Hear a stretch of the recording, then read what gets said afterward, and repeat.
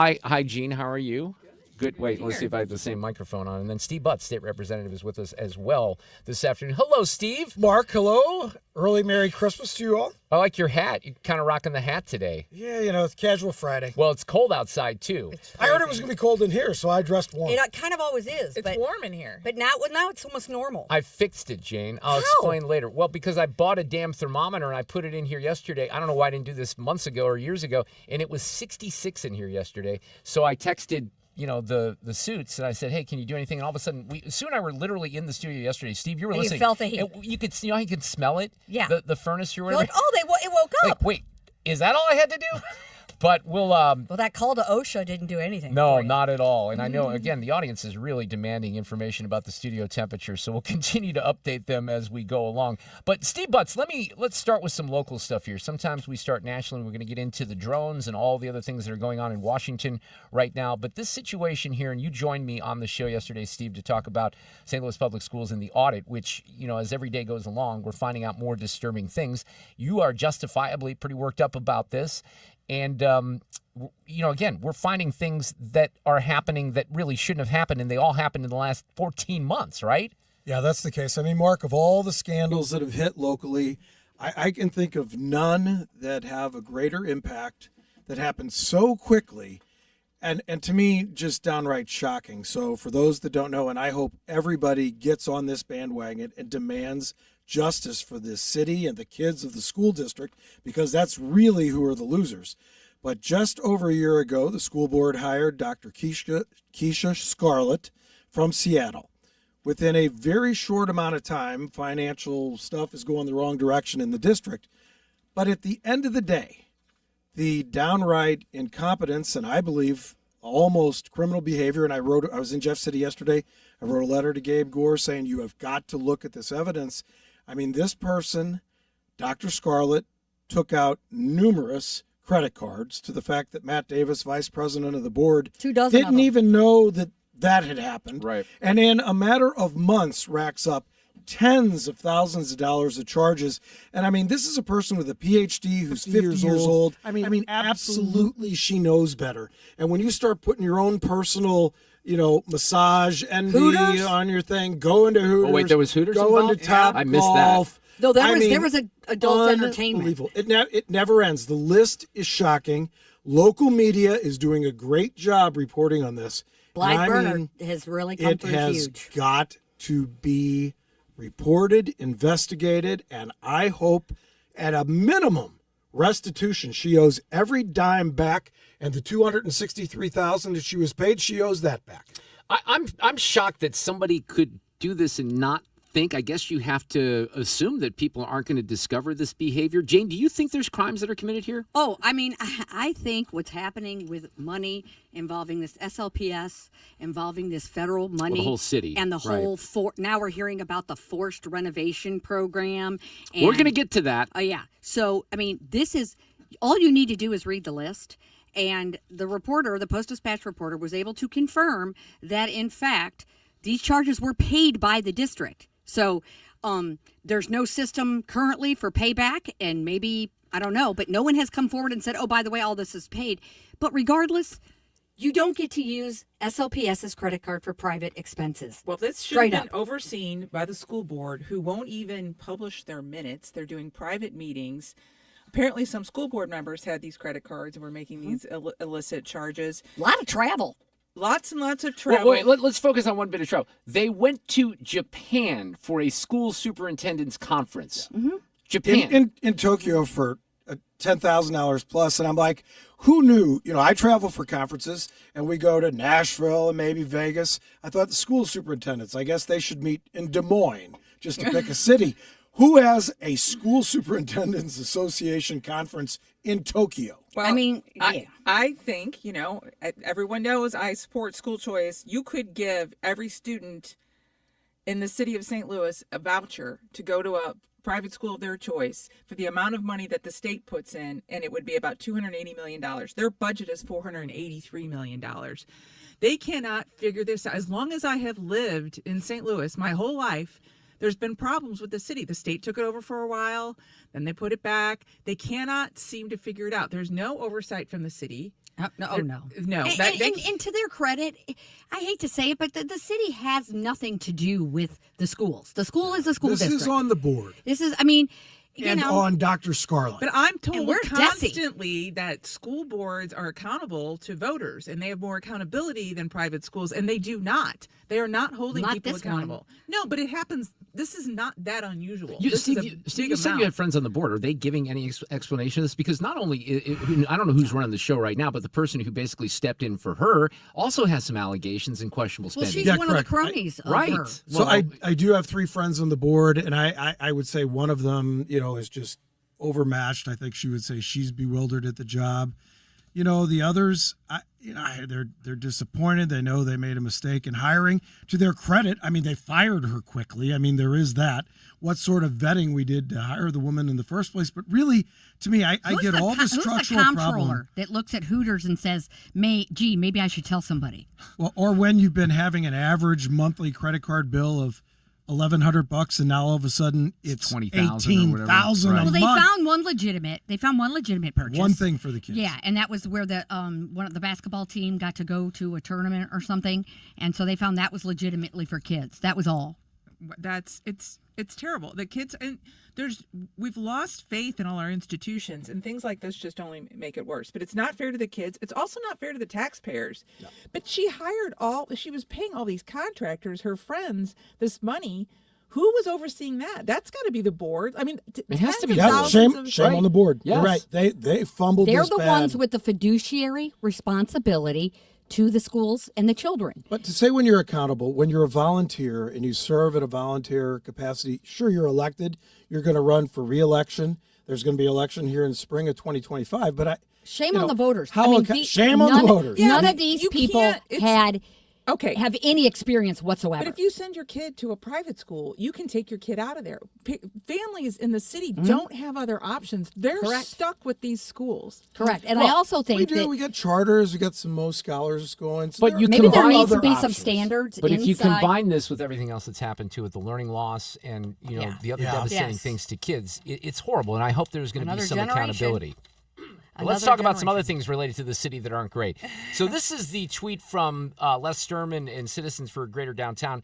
When it comes to St. Louis leaders deciding what to do with one-time windfalls like the Ram settlement money, there's a big difference between good things to do and quote-unquote transformative. The latest proposed plan is full of temporary Band-Aid fixes, social experiments, and quote political candy rather than a serious attempt to address long-term problems that threaten the future well-being of the city and its citizens. And there was an original post that they were kind of reacting to because they talked about how the Board of Aldermen is inclined to use the proceeds of the Ram settlement to set up this municipal endowment fund to be used for 6 new unspecified future purposes. So I don't even know how to start with this stuff because this has been lingering out there for a while. We have these pools of money. We're not spending them in the right way. Jane, how do you right the ship here? Or can you?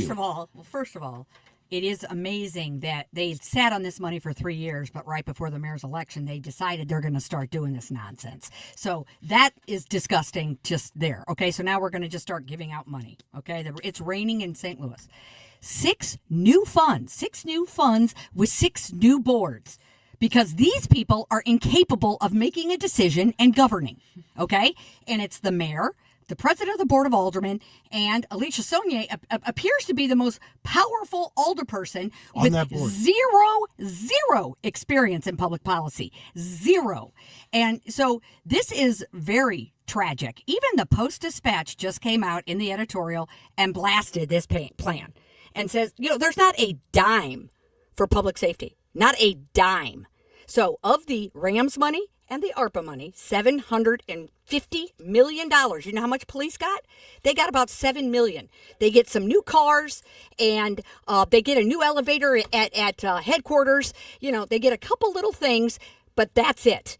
And they're starting new programs, okay? All new programs. They can't pick up the trash. They can't fill the potholes. They can't do they can't protect citizens. But they want to start new programs like the forced remediation plan, where they're doing repairs on private property and then putting a secret lien on the property. So Or this shit, is not like even that's doing the repair. unconstitutional. Let's pause right here, though. Is that the reporting that Lauren Traeger's doing on Channel 4? It's brilliant. Explain that a little bit more, because that's something that's getting some attention right now. So they took federal money and said, we're going to just start repairing people's residences and whatnot, or commercial buildings, without their consent. They go in there, they do repairs. They find out that the building inspector is funneling money to companies that he's associated with. And really don't exist. And really you don't said exist. doing repairs. Correct. And of course, part of this reporting is the repairs were either They lied. not done Right. or done so poorly Badly. it looks like Mark and I went in and did it. Well, who's So- in charge of this? Oh, obviously the mayor. The mayor. City Hall. So people, like, let's say this poor guy bought a commercial building and he's like, oh, I'm going to do like a car repair shop. Come to find out that they racked up $121,000 of repairs that they're trying to go after him for. They didn't tell the previous owner. They didn't file the lien in a public place so someone would know. So you take the property subject to a lien, and so of course a title search would not show that. One poor guy, it's his family's home that's been in the family for 70 years. They're threatening to take his house. They racked up $200,000 of fake repairs, and he still has a leaky roof, and and they're So going I after didn't, citizens. I didn't see the video because I've read the transcript of it, but did they show, It's because horrific. they talk about this roof that was added, and the guy is quoted as saying, well, when you look around here, do you see $100,000 worth of repairs? Oh, and I think it's that's the pathetic. question that Lauren asked to this guy, and he goes, no, absolutely not. There's no way. And they had a former city councilor, former judge, and a former prosecutor go on there and say, I've never heard of anything this forced remediation or, forced repairs, renovation. This isn't like cut your grass to make, No. You know what I mean? Or, and look, if you want to condemn the property because it's terrible, and some of them are condemned, then tear them down or whatever. And you go through the process, through and the it's public process. and all of this. And now this has all just been a program for cronies to doesn't- give out money to each other. Doesn't this sound like something that could be criminal behavior as well? Where are the feds? Right. Hello? That'll be the FBI. next stop. We will do that. After 3 aldermen went to federal prison, you'd think people would be One of the afraid. renovated properties is Brandon Bosley's, who's going to prison. You would think that people would be You afraid. can't make this up. I You don't know. You cannot make this up. Unbelievable. We got to take a break. Hang in there. Jane Duker, Gene Evans, State Rep Steve Butts. It's a Reardon Roundtable for a Friday.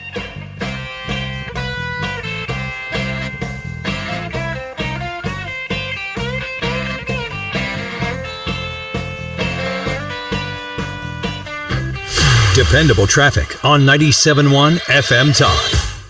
Things are a slow go at 270 southbound Olive to Manchester. Northbound side, you get a Manchester to 64. Southbound and 170 slow Delmar to 64. On the westbound side of 64, you're kind of slow going from Kings Highway to Big Hampton. Make that 67 to 270, 364 to 70. Eastbound side, slow Mason to 270, 170 to Big Bend. At 44 westbound, slow Lindbergh to 270. And we've got 55 southbound, kind of heavy for Broadway to Bates and then Weber to Lindbergh. From the Cordell & Cordell domestic litigation firm Traffic Cam, I'm Trent Erickson with traffic on 97.1 FM Talk. What's it going to take for you to realize the IRS is in full-blown attack mode, and if you have IRS issues, your timely response is critical? Hi, this is Lance Drury with the Lance Drury Law Firm. We certainly know the IRS has ramped up efforts because we're seeing a lot more clients with threats of intents to seize property or levy rights to property. If you have IRS issues, call the Lance Drury Firm today. Today, don't wait. Those IRS notices have hard deadlines for exercising your appeal rights. If you miss the deadline, your rights to a legal appeal are gone. Let the Lance Drury Law Firm get between you and the IRS today, and we'll help you manage your case to achieve the best outcome. IRS problems are serious legal matters, so call Lance Drury Law Firm, located right here in St. Louis. Don't wait. Call 314-260-6120. That's 314-260-6120, and schedule your free consultation with me, Lance Drury, or visit LanceDruryLaw.com. The choice of a lawyer is an important decision and should not be based solely upon advertisements. Fast. Want the latest on what's happening in your backyard? Download the free Odyssey app. Follow your local news station, and you'll get alerts on the top stories making headlines in your city. You can stay in the know, no matter what you're up to, and be among the first to find out when news breaks. Plus, keep tabs on weather and traffic, so you're never caught off guard. To get started, download the Odyssey app. That's AUDACY, and follow your local news station. Annie Fry here. If you're nearing retirement or already retired, call my friends Tom Thomas Helbig and Bob Kershaw with the Retirement Advisory Group. They'll show you how linking to the market is much safer than owning the market for your retirement savings. They are the official financial advisors of my show. Go to retirementkey.com. Honey, bags are packed and in the trunk. Is the car good to drive to Mother's holiday dinner? Yes, dear. Car's good. We have Ox Car Care for their extended car service plan. Ox covers our repair bills if anything happens. We have no worries if any problems come up on our holiday travels. Ox Car Care has our back. I remember. Ox has flexible coverage plans that can protect issues with engine, transmission, brake systems, and so much more. Yep, we don't pay. Ox pays. Ox gets it fixed for us. Joe at the auto shop says Ox Car Care pays them directly, and there's no complicated paperwork. Ox is A+ rated, with already millions of dollars paid out in claims. Right. They handled our claim from start to finish, unlike those other companies. Good call. The last thing we need is an unexpected car repair bill this holiday. The only thing now is, which pie is Aunt Martha making? Drive with absolute peace of mind this holiday season. Call Ox Car Care for your free quote. 800-296-3315. Don't get stuck with a major car repair bill. Call Ox today. 800-296-3315. 800-296-3315 or oxcarcare.com. What better way to support your nutrition than with the multivitamin that was created right here in St. Louis? Neovitin Original Multivitamin was created by St. Louis physician Dr. Ribicki to support his own nutrition when he needed it most. Now, Neovitin Original Multivitamin is formulated with sensible doses of vitamins, minerals, antioxidants, and Dr. Ribicki's proprietary blend to give you nutritional support you won't find anywhere else. Neovitin is now conveniently available through our no-obligation monthly subscription. Cancel or pause at any time, and shipping is free. Support your nutrition with a subscription to Neovitin at neovitin.com today. It's time for a $98 furnace tune-up. 323. This portion of the show is sponsored by Jerry Kelly Heating and Air. For details and a list of all station contest rules, visit www.971talk.com/rules. This is Carl, the intern middleman, from the Mark Cox Morning Show and Second Amendment Radio and the Great Outdoors. And what I'm looking forward to this holiday season is all the Christmas and holiday parties that are happening on the weekends.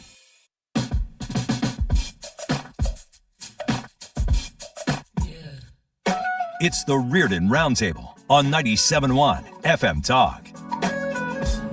How can you credibly tell people that there is no public safety threat? Because the analysis thus far in an investigation that is ongoing has not revealed any national security or malicious intent or criminal activity. Look, this whole story about the drones is absolutely bizarre. There's people, there was a guy that was on Fox today that said this is basically everyone's imagination. It's airplanes, it's helicopters. That's very difficult for me to believe. Jane Duker's on the panel. Gene Evans, State Rep Steve Butts. What do you make of all the weirdness with the drones, Jane? Now, I would certainly admit that some of the people probably aren't seeing drones. They are seeing, you're going to make some mistakes. Even the governor of New Jersey, Phil Murphy, said that. But Phil Murphy and also the former governor of Maryland is saying this is real. There are people that are seeing these things. They're behaving strange, and we're not getting answers right now. So I don't know what's going on, but I think it's bizarre. Look, if the federal government's out there droning people, like, they should tell the state, and the state people should be in on it. There should be a look. You do not have a privacy right on a public street. Okay, you're out in the open, but this is there should be some oversight of this. So if there isn't oversight and the federal But Kirby government... says basically there's no evidence that it's happening. So the state doesn't seem to have the answers. The feds don't have the answers unless they do have the answers, and they don't want to tell people what the answers are. I the same people that told us that Joe Biden was perfectly capable of running for a second term. He just had a cold. He just had he a wasn't cold. Going to he pardon would never Hunter. drop out. He wouldn't. Nobody believes anything they say, and this is just. But here you have a Democrat governor of a big state. saying what the heck is going on? Yeah, and he has a right to know. But Steve, that is one of the problems to Gene's point, that people don't trust people what they're have hearing lost right faith now. in so many institutions. My brother and sister-in-law live in New Jersey, so I'm watching it on CNN. CNN, not a bastion of conspiracy theories. And they're out there with their cameras filming the drones. So I just texted my brother and said, Has he seen them? He hasn't personally seen them, but it's all the talk. And what are they capable of? Like, Well, what are they just taking pictures? I don't know. Are they, I don't, They can do a lot of things. They can put guns on them. They can shoot people. That's what I was going to say. Lasers, There's they so can many do. different things they can do. But don't you all kind of now? Maybe I'm naive here, because in my mind, and we've been covering this for a couple of weeks now, it's kind of built up, and I don't know how long CNN and some of the other outlets have been talking about this, but Fox was on it relatively early. It sounded weird to begin with, but I think you have a situation where people are confused and they don't know what's going on. But They're in my scared. but in my mind, the federal government. Here's how I approach it. I said this: I would think that our Defense Department, the Pentagon, the CIA, they kind of be on top of this stuff, right? That they could track a drone that's flying over a golf course in New Jersey, and they can. Well, I know, but wouldn't you think in theory that the government could probably get a handle on that? And I would hope if they are ours, that they would like hide them better so that.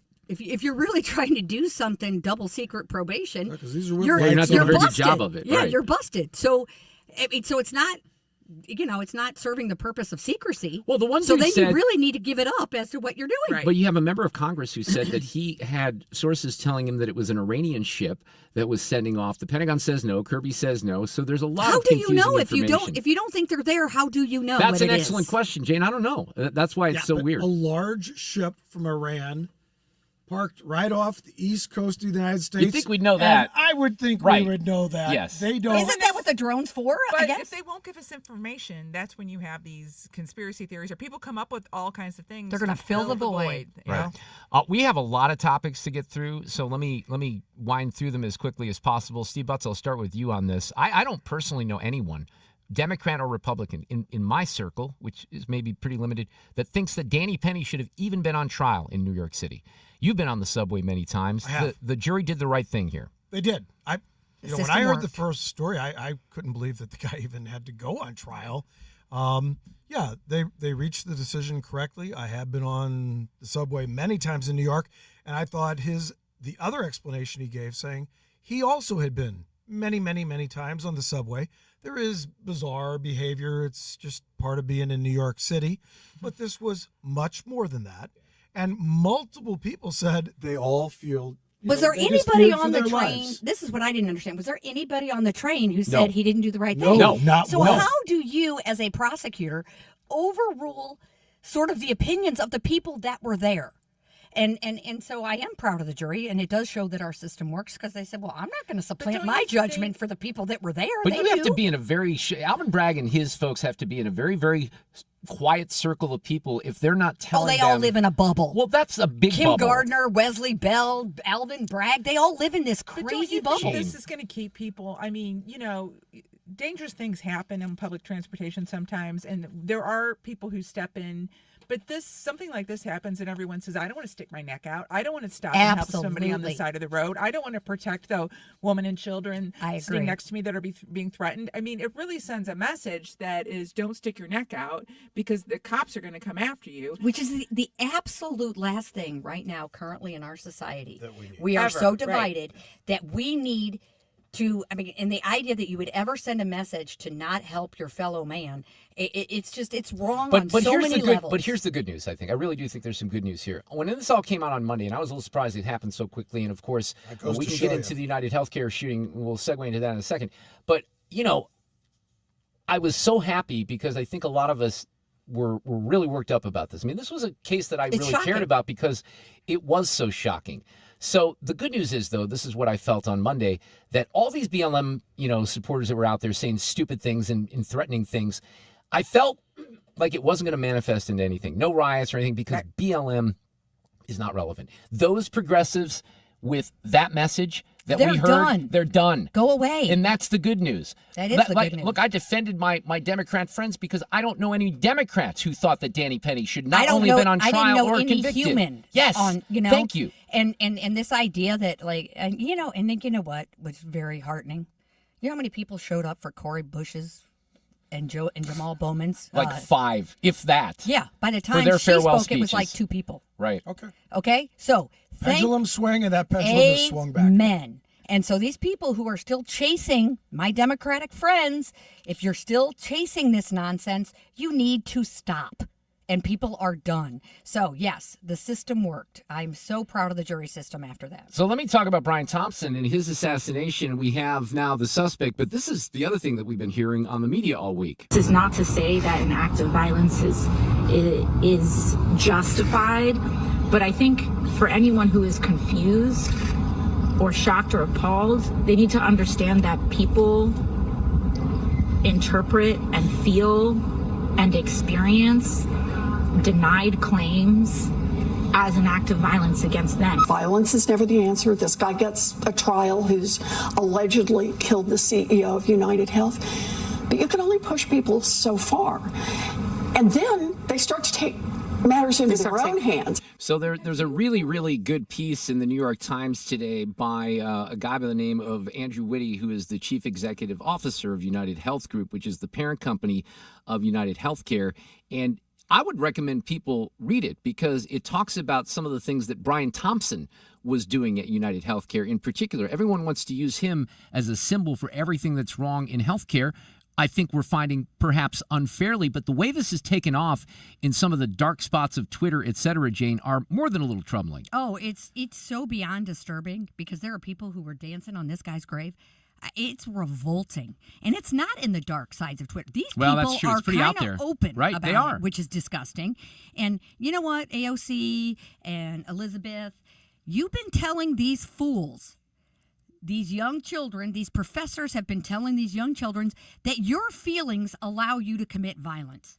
They've been hearing that for a decade, and we're now surprised. Thank you, Jane. And we're now surprised that they're actually doing it. You've told them they can go into schools and take them over, and they can just abuse Jewish students. You've told them that their feelings are more important than the rule of law. I mean, guess what? We've raised a generation of these kids. They can't even prove that this guy even had any connection with United Healthcare. Well, that's one of the things I heard today. Is he grew up in a life of privilege. He was total privilege. Yeah. And Brian Thompson did not. Right. Brian Thompson was a self-made man who grew up like in rural Iowa and went to college and ascended to this position. But he is not somebody who grew up in a life of privilege. But now, you can only push people so far. Are you joking? They've got to stop saying things like that. And this, I mean, the same thing when there was an attack on Donald Trump. Right? Like it was, well, I mean, if you keep calling somebody Hitler, don't be surprised if some crazy person out there doesn't take a shot at Well, them. and if you keep calling Barack Obama Hussein and he's a terrorist, he got the ricin and other death threats. He actually got a ricin letter. Well, there is a responsibility with on leadership. both sides. But I would say this whole thing about like he had it coming. Oh. I mean, there's so But much of that. that is a lot of people feel that. Can you imagine? I know people. But let's say that somebody on I was trying to think of the best analogy for this, and I don't know if there is one that's on equal par. But one of my friends said, "What if it's an abortion provider, someone from Planned Parenthood that's taken out by someone on the right in the name they've of done whatever?" that. They bombed. That has happened. They But has happened. of course, it's happened. But my point is, when that do you have a lot of people Exactly. cheering it on as publicly as they're cheering on this? Even people who are pro-life, I never heard pro-life people saying, "Oh my God, it was okay that they bombed that clinic." And to the opposite. Kind of my It point. was condemned Yeah. immediately, as it should be. Right. Yes. But, now that their feelings matter, they get to express all of them and say that my feelings justify murder. We've cheapened life, and We've cheapened this kid speech. clearly is. We've definitely I'm cheapened mentally life. ill, but we've cheapened life. And There is a lack of respect for human life that is pervasive in our culture. I'm still kind of amazed, and I know a lot of people, I'm not the only one saying this, and you guys probably agree as well. A week ago, they sent that picture out there, and I think we all said, hey, someone's going to recognize this kid right away. And I think they did. I think we're going to find out that they did. I heard someone from Hawaii today that's actually a relative of this kid that said he recognized him and the eyebrows were pretty distinct. So it's hard for me to believe. And then the question becomes, and I asked Paul Morrow this, I think, this week. Look, you do have a situation, even when the Boston Marathon bomber dudes were out there, that there were roommates that were trying to cover up for him because they didn't think he was being fairly treated or even accused. They didn't think he did it. So there is a weird psychology here, maybe with family members, but thank God they found the kid as quickly as they did. Well, I think that goes back to also the lack of trust in institutions because we do see unfair prosecutions of people. Yeah. And so therefore... Well, I got a pretty good one here to talk about with the Duke lacrosse case. You kind of walked me into that. Well, there you go. Yeah. Because you see things like that, and so people are like, what if they don't have the right person? Are they say, if this was somebody that I knew and cared about, and they're calling him a murderer, I don't know how I would respond. I can't imagine that happening. You wouldn't harbor a criminal. No, but if you was something like you were like, I don't think this person is capable of that. Right. So if they said Jane Duker was out murdering people, I would be like, come on. Like She might have been MFing them, but she wasn't murdering Right, anybody. Right. So I could see, and especially if you're thinking, they're framing them or something like that. And a lot of times these people, this person seems to have had some sort of mental illness or a breakdown. That's what it appears to me just by some of the comments that he's made. So I think so because people said he kind of dropped out. Right. 6 Yeah, months correct. ago. And, obviously, super smart kid too. So the fact that he Right. could evade the authorities for 4 or 5 days, whatever it was, that part wasn't surprising to me. So. Well, let's talk about David Evans, Colin Finnerty, and Reed Seligman because they were all very unfairly accused of committing rape in 2006, and now their accuser, Crystal Magnum, said this from prison. God has given me the grace and the courage to stand up. No one deserves to be sexually assaulted, regardless of their profession or regardless of what they have done.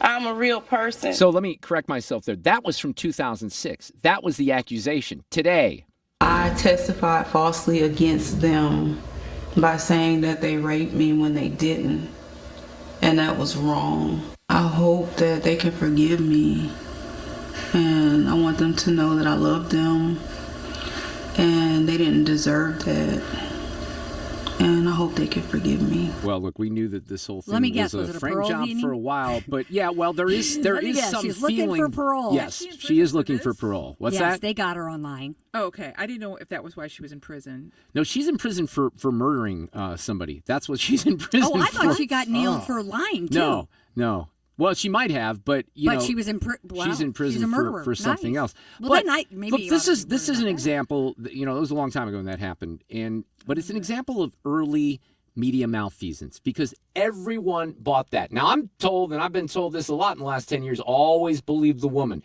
The woman's always right. That's what your side has told us for the longest time. Well, in this case, it wasn't true at all. And these poor kids, can you even imagine having your own kid that goes to university and all of a sudden is accused because he's in a fraternity of raping? Now, it was a stripper that came to this party, but that would devastate your lives for a long time. And then 2 decades later, she comes out and says, yeah, you know what? I made the whole thing up. Sorry.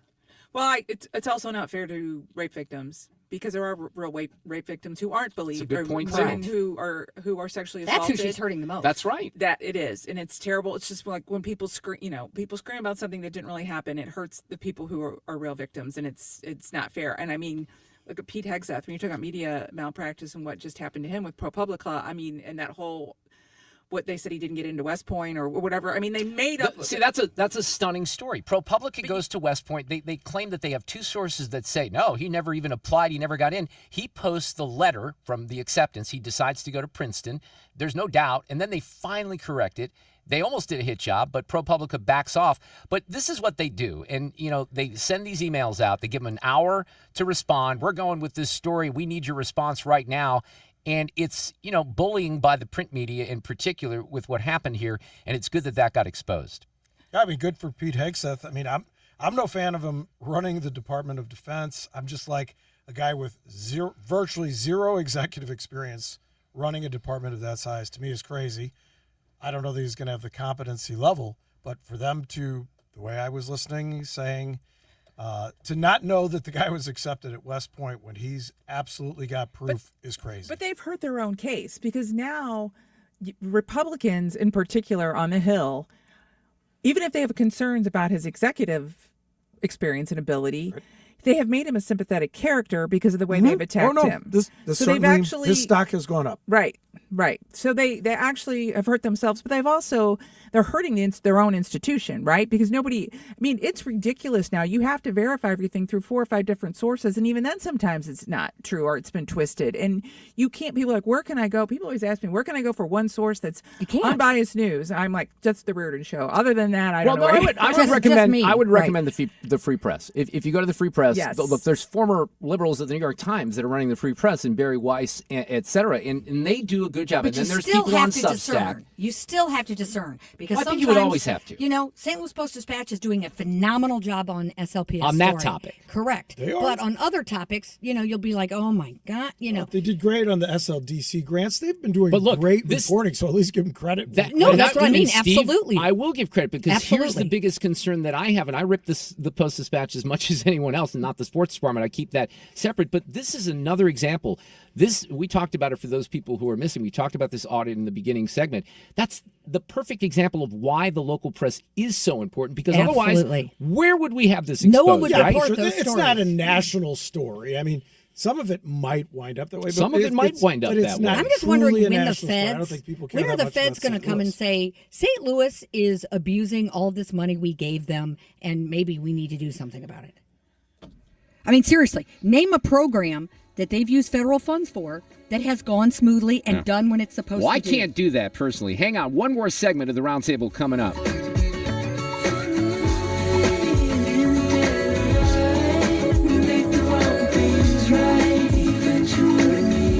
Dependable traffic on 97.1 FM Talk.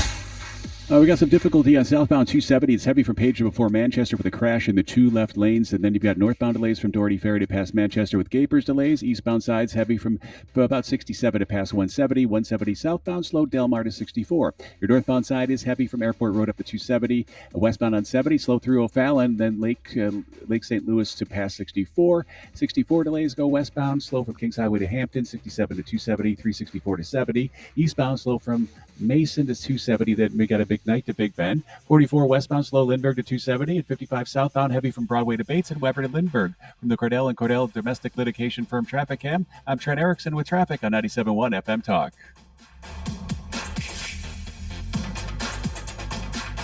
Steel holiday savings are...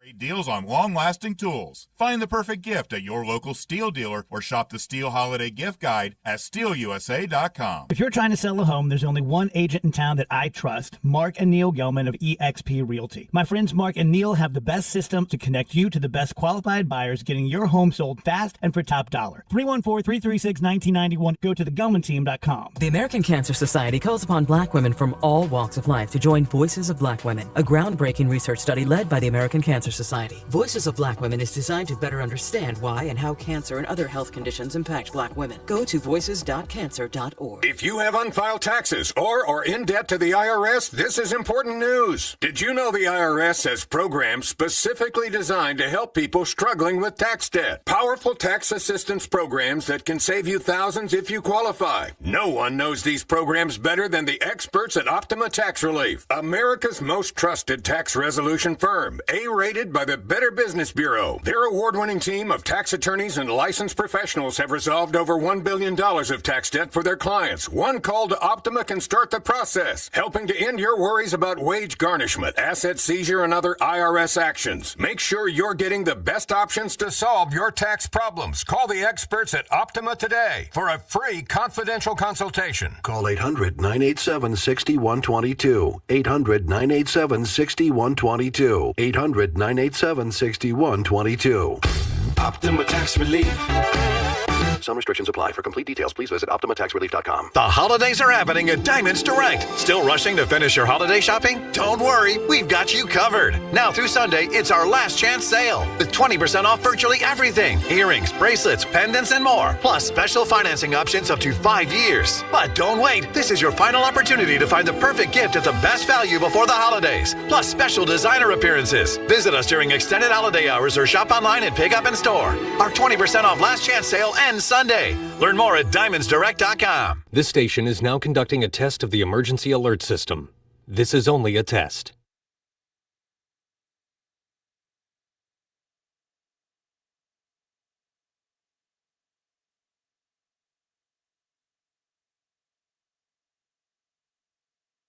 Financial health is more than just really the investments. You have to look at tax consequences. You have to think about legacy planning or generational planning or your healthcare options. Those all go together with your financial health.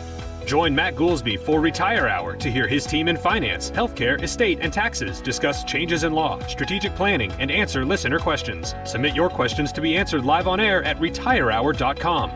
Retire Hour, Sundays at 7 a.m., right here on KFTK. Tune in to the Home Improvement Show sponsored by Mosby Building Arts, Saturdays 12 to 1 p.m. on 97.1 for expert advice on remodeling, design, and construction. This live Q&A show begins at noon, or find podcasts at mosbybuildingarts.com. The Mark Cox Morning Show. Hey, it's Kim. Mark's back Monday. Hopefully the frog in his throat is gone. At 8:20, Jessie Jane Duff on whether she thinks Pete Hegseth will get confirmed for defense secretary. Weekdays from 5 to 9. The Mark Cox Morning Show. On St. Louis's home for conservative talk. The Reardon Roundtable on 97.1 FM Talk. All right, we got one more segment to go. Sue is off today. Ethan's going to handle Sue's News. Jane, you're going to hang out in the next hour. We'll have Paul Hall in entertainment and Cusumano talking a little sports as well. Let me see if we can get a couple more topics in here before the end of the hour. It's the Reardon Roundtable. Jane Duker, Steve Butts, state representative, and political consultant Gene Evans on the panel. What is going on with the dueling prosecutor scenario here in St. Louis County? There's so many of these stories that are very, very confusing. So you have Governor Parson a couple of days ago who appointed the new St. Louis County prosecutor, but the new St. Louis County prosecutor had already been appointed by Sam Page. So this is going to have to be worked out still in the courts. Absolutely. And why? Why are we doing this? Well, there's look, power. It's not a frivolous dispute. I mean, a lot of them are and are politically, this is a legitimate dispute. And I don't think. You mean because the law's not clear? Yes. Okay. And so, there are good lawyers that can make cases on either side. And I've done these cases, charter versus statute. I've done them. All the big ones that are relied on by the Missouri Supreme Court were cases I handled. And I'm telling you, this one is not perfect. You know what I mean? You've been saying that for a few weeks. I get it. Which is fine. And that's good. Okay. So then we have the Attorney General. Okay. We have I think it is genuinely a, dueling thing. But what you have is, one, there's no vacancy. Okay. So we're doing all this nonsense and there's not a vacancy. Meaning what? Meaning Wesley is still there. He's still there. He hasn't left for Congress Wesley could say yet. tomorrow, you know what? I don't want to go to D.C. I am not going to do the Congress thing. And he could stay for 2 more years. You can't appoint people when people are still in office. Okay. So he hasn't resigned. So he hasn't resigned. So, you can name the person, can't you? I mean, you can name them, but it's not like a formal, appointment. But that's fine. So they're trying to get it done early. But, Sam Page has court over doing transition. Like, he's got him in the office doing transition, and they're both saying they are the prosecutor, and they're misleading the public because it's not. And so I'm a little upset about that. But there is a ton of maneuvering in the behind the scenes on the Page side of what's going on here that's really revolting. Why, though? I don't understand why this is so important for them. Even Governor Parson didn't pick some right-wing conservative prosecutor. He picked someone who worked in the office. Right, and he picked a Democrat who's tried 80 cases. I mean, it's not, what he did was by no means crazy. And, in the city, when they picked Kim Gardner's replacement, they actually collaborated. But Page won't collaborate with anyone. He's never gone to the council. They have to confirm.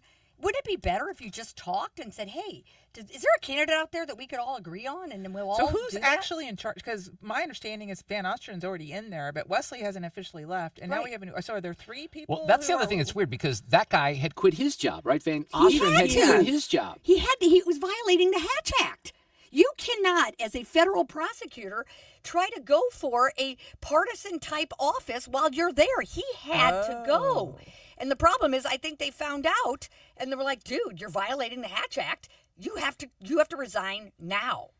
So when you're a federal prosecutor, you can't go after appointments and do other things, especially for a position that is going to be partisan elected. So this is why we need lawyers. This is why we need lawyers. So I knew there was a reason. We got too many. That whole thing. So that was all, And look, I don't know. Court's a nice person. This has nothing to do with him. But, I mean, dude, you're being used as a pawn by Page. I mean, this is all his fight with the governor. He fights with the council. There's absolutely no one that he gets along with. And he is going to court on Wednesday because the Attorney General has filed a temporary restraining order because of Sam's behavior, that you're installing someone over at the office. They're not allowed to see information on Regis or when you're not in the prosecutor's office. There's very sensitive material open, and now they're rolling out the red carpet for him. And what court is this going to? St. Louis County Circuit Court. Okay. And so, so there's court on Wednesday, and they're asking Who's the judge? That's going to be tricky. Brian May. So will this be decided next week, or is it going to drag on past that? It depends. I mean, look, I think what Sam is going in and saying is, I get to appoint this person, and neither the state, neither the judge, or the council has any right to say anything about it. I don't think that's usually a good argument to go into court, but that's what he's saying. I don't have to he's already said he's going to bypass the council and not allow them to do confirmation. He's already said the governor's full of garbage. He always is saying, that, the judge should dismiss the case because there's no issue here. So he thinks nobody can tell him what to do. But in the end, Jane, it doesn't seem like there is a good enough reason for him to do any of this outside of just the power play. That's the problem. What's the reason beyond that? That's why nothing's happening in St. Louis County because of his power play. So I'm just a state rep from South St. Louis, but I read the little part that Sam Page was referring to, and it seemed obvious to me it was his choice to make. Yeah, see, but I'm just saying. I mean, a simple reading of... Well, you've admitted that there's a gray area here. He has here. a charter, but here's the problem. In the law is, if this is an issue of statewide applicability, and it's a governmental function, that's when the statutes override. Unless otherwise provided by law, I think was the phrase. No, but see, you don't understand. The problem is... Steve, you're not a smart lawyer like I Jim. am sorry. I've done these cases. I don't even play one on the radio. Right. No, I've done these cases. Prosecutors are state actors. Okay, they enforce state law. That is very different. So when you talk about zoning, that is clearly a local issue. Okay, but enforcing state law is different. That is not necessarily a very local function, and there are statutes that apply to all prosecutors across the board. This is just such a waste of time. The people of America, the people of Missouri, the people of St. Louis County want crime to be under control. Okay? Exactly. They want a prosecutor that's going to work. They don't care about all this nonsense that's going on behind the scenes. They want someone who's competent to do the job. And they found, and there are lots of them. But unfortunately, court has tried one case. I mean, there is a clear difference between career prosecutors and him. But if the if the circuit judge rules in favor of Governor Parson, couldn't there then be? There's always appeals, right? So this could drag on, couldn't it? It could, but I think once that happens, and look, Sam will. He is going to fight this tooth and nail, and doesn't make any sense. Why not pick up the phone? If Wesley resigns, which he will, because he's got to be in D.C. in 2 weeks. Will the office be able to continue its work without a circuit attorney running it? Okay. Yes. This has happened before in other places, and it's not ideal, but they have career prosecutors who are, doing the work every day. Okay. And there are good prosecutors over there. Jane, we and may, they will function. I'm gonna toss this out to the group. You can vote, but we may have to invite. I've never really had a sitting member of Congress on the roundtable on a regular basis. John Shimkus came on one time with Ted Nugent, and that was a fascinating roundtable from about 12, 13 years ago. But Antonio French was on that one too. That was. I wish I still had the recording of that because it was amazing. It really was. Uncle Ted was awesome. Now I forgot what I was going to say. What was I talking about? You want to have here? a sitting member of Congress? Oh, yeah. But what about we found it? Yeah, we found out this week. I found out from my friend Doug Hyde that Wesley's a loyal Mark Reardon Show listener, Jane. So maybe we should invite him to come in here and dust it up on the roundtable, right? Really, who's That'd not be awesome. Mark? Well, really. Steve, that's a very good point. A good way to end the roundtable today. It was great to see you. Fantastic. I'm going to watch the Bob Dylan movie with your brother in it, Norbert Leo Butz, this weekend. I watched Wicked last weekend. I thought it was fantastic. I'm told by Steve, and I didn't pick him up, that Norbert has a little bit of an appearance in Wicked as well, right? In the chorus. He was the original Figaro. Awesome. And Jane, have you seen Wicked? The old members are in it. Have you seen it yet? Cool. No. Fantastic. I know. Now, again, guys, if you don't like musicals and stuff, don't blame me. You're not going to I like it. love But it is a musical. Right, it is a I'm just musical. concerned that it's 2 parts because I know, I'm going to want to but see it. It's spectacular. Yeah, Gene, great to see you. I'm going to see Gene at the Tavern in Valley Park tonight because we're having dinner separately, but that sounds like something we can start a rumor about. Great to see you, Steve. Good to see you as well. Mark. Jane's going to hang out.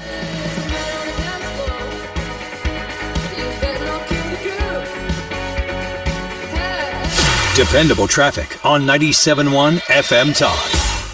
Well, we've got a crash working at 270 southbound as you make your way. It's heavy past Page to before Manchester. Crash in the 2 left lanes there. Then northbound from Doherty Ferry to past Manchester with Gapers delays. Eastbound delays heavy before 67 to pass 170. 170 southbound slow Delmar to 64. Northbound heavy Airport Road to 270. 64 westbound slow Kings Highway to Hampton. You get a 67 to 270, a 364 to 70. Eastbound side slow Mason to 270 and McKnight to Big Bend. 70 westbound slow through O'Fallon, then Lake St. Louis to past 64. 44 westbound slow Lindbergh to 270. At 55 southbound heavy Broadway to Bates. Weber to Lindbergh from the Cordell & Cordell domestic litigation firm Traffic Cam. I'm Trent Erickson with traffic on 97.1 FM Talk. Hey, it's Mark Reardon from my friends at ThrottleNet, and you've probably heard George Rosenthal from ThrottleNet on the show. He's a technology whiz, and George and his team can educate you and your business on the dangers lurking with technology. Here's a unique opportunity along those lines. Does your company have a lunch and learn or guest speakers? For a limited time, ThrottleNet is providing free lunch and learns to provide cybersecurity awareness training. one click can cause a ton of damage to your business. ThrottleNet is determined to make sure that doesn't happen. And if it does, they're the cybersecurity experts who can help. ThrottleNet is known for high customer satisfaction, averaging 99% happiness with over 35,000 surveys. They have an industry-leading response time of less than 2 minutes. And no clients of ThrottleNet have ever paid ransom as a result of a cyber attack. Contact ThrottleNet at throttlenet.com/971 and we can schedule your free company lunch. Don't miss out. Find out more today about ThrottleNet at throttlenet.com/971. In Missouri, farming isn't just a profession, it's a purpose. You can feel it in our 27 million acres of farmland. You can see it in the nearly 41,000 Missourians who work in agriculture. You can hear it at our farmers markets. You can count it in the $93.7 billion it brings our state. And you can taste it at your family's dinner table. A lot of farmers in our state rely on Bayer's tools and inventions because Bayer has a purpose too. To help farmers thrive. Learn more at go.bayer.com/purpose. Paid for by Bayer. The choice of a lawyer is an important decision and should not be based solely on advertisements. Past results afford no guarantee of future results. Every case is different and must be judged on its own merits. At Onder Law, we deliver big judgments for the little guy. We've negotiated over $5 billion in settlements. Onder Law takes on the biggest industries and holds them accountable. We've won millions for victims of truck accidents, drunk driving crashes, and workers' compensation. Call Onder Law 314 or 618-9-million. That's 314 or 618-9, all zeros. When you're approaching retirement, there are a lot of questions to answer. Do you have enough money to fund your income for life? How should you claim Social Security? And what's your plan for health care and long-term care? Hi, I'm Eric Robert, Director of Investments with the ClearPath Wealth Management Group at Stifel and host of On the Money Saturday mornings at 11 on 97.1 FM Talk. Don't leave your retirement to chance. It's crucial to understand and address relevant risks before you retire. Our team can help you get organized, guide you through critical retirement decisions, and create an investment portfolio designed around your needs. To schedule your free retirement plan consultation, go to clearpathinvesting.com. That's clearpathinvesting.com. Or call us at 636-695-2650. That's clearpathinvesting.com or 636-695-2650. Stifel Nicholas and Company Incorporated. Member SIPC and NYSE. Brotherhood of Rock. Now they celebrate 25 years. Styx. Kevin Cronin, former lead singer of REO Speedwagon. Special guest Don Felder, formerly of the Eagles. Friday, August 22nd, Hollywood Casino Amphitheater. Tickets on sale now at livenation.com. Styx, Kevin Cronin, Don Felder, Brotherhood of Rock. Hey, it's Bo Matthews for Beast Plumbing, and if you need a new water heater like today, maybe it just went out, send them a picture of your water heater for an estimate, and you could have same-day service. Call 314-500-LEAK and find them online at BEISplumbing.com. Sue Thomas out today. Ethan's going to handle Sue's news. Paul Hall will join us on entertainment at 4:25, a Jamie Foxx special, and a whole lot more to talk about. It's all coming up after Fox News. KFTK FM Florissant. From the Under Law Injury Lawyers, GetJim.com studio. That's GetJim.com. 97.1 FM Talk. Always live on the free Odyssey app. The federal government under pressure. On Lisa Brady, Fox News, as a chorus of concern about drone sightings grows louder. New Jersey can't become the Wild West of drone activity. No state can become the Wild West of drone activity. And Americans shouldn't have to worry about what's flying unauthorized overhead. New Jersey Congressman Josh Gottheimer among the multiple members of Congress joining state and local officials to demand answers and ask for more help to identify what's been flying around several states. There was an interagency conversation this morning about this topic, where we have now decided to employ some additional technology to New Jersey and some additional personnel to try to get a better sense of what these things are. But White House National Security Communications Advisor John Kirby also says at this point, FBI and Homeland Security investigators still say there's no evidence of a public safety threat and that many of the suspected drones may be manned aircraft. New details uncovered in the search for an American journalist missing in Syria. One current and 3 former U.S. officials telling Reuters American journalist Austin Tice escaped a Syrian prison in 2013 and was spotted in the streets of Damascus before being recaptured soon after. This being called the strongest evidence to suggest that forces loyal to since ousted Syrian President Bashar al-Assad held Tice. Tice, a Marine veteran and freelance reporter, was taken captive in 2012. U.S. intelligence agencies have followed up on thousands of tips to find him over the last decade. President Biden recently saying he believes Tice is alive. Fox's Kristen Goodwin. We got word today that detained American Travis Timmerman, freed after the fall of the Assad regime, has been flown out of Syria by the U.S. military. A fight over California's strict emissions limits on vehicles heads to the U.S. Supreme Court, which agrees to hear an appeal from fuel producers challenging an EPA waiver that allows California to have tougher limits. America's listening to Fox News. The holidays mean more travel, more shopping, more time online, and more personal info in more places that could expose you more to identity theft. But LifeLock monitors millions of data points per second. If your identity is stolen, our US-based restoration specialists will fix it, guaranteed, or your money back. Don't face drained accounts, fraudulent loans, or financial losses alone. Get more holiday fun and less holiday worry with LifeLock. Save up to 40% your first year with promo code NEWS. Visit lifelock.com. Terms apply. Did you know you can get your prescriptions for less at your local pharmacy? You can with GoodRx. It's the free app that can save you money on your medications. Just search for your prescription, choose the pharmacy and the price that works best for you, and then show your GoodRx coupon to your pharmacist at the drop-off counter. GoodRx works at over 70,000 pharmacies, including Walmart, Rite Aid, and Walgreens, and it works whether you have insurance or not. It's easy to save. Next time you drop off your prescription, check GoodRx. To start saving today, go to GoodRx.com. GoodRx is not insurance. Air Comfort Service, heating, cooling, and insulation. Weather. The official 97.1 FM Talk Weather Center forecast turning cloudy this afternoon, breezy day. High today 41. Clouds and periods of rain tonight toward dawn, low 35. Rain tomorrow, could be some road ponding, high 47. A bit of rain tomorrow evening, otherwise clouds, low 41. And then sunshine, a few clouds, and not as cool on Sunday. High Sunday afternoon, 56. I'm Steve Williams for 97.1 FM Talk. I'm Chad Robison with Your Money Now. Amazon.com union members at 2 New York City warehouses are voting in favor of authorizing strikes, according to the International Brotherhood of Teamsters. The vote comes amid rising tensions with the company over contract negotiations. Shares of Broadcom spiked upwards of 21% today, heading the company's market cap beyond $1 trillion for the first time. For the year, the company says AI revenue jumped 220%. Broadcom reported just over $14 billion in revenue for the fourth quarter, a year-over-year increase of more than 50%. The S&P 500 fell today, setting its first weekly loss in 4 weeks. Meanwhile, Amazon shares also off 1%. On Wall Street, stocks were mixed, with the Dow falling 86, the S&P down less than a point, and the Nasdaq up 23.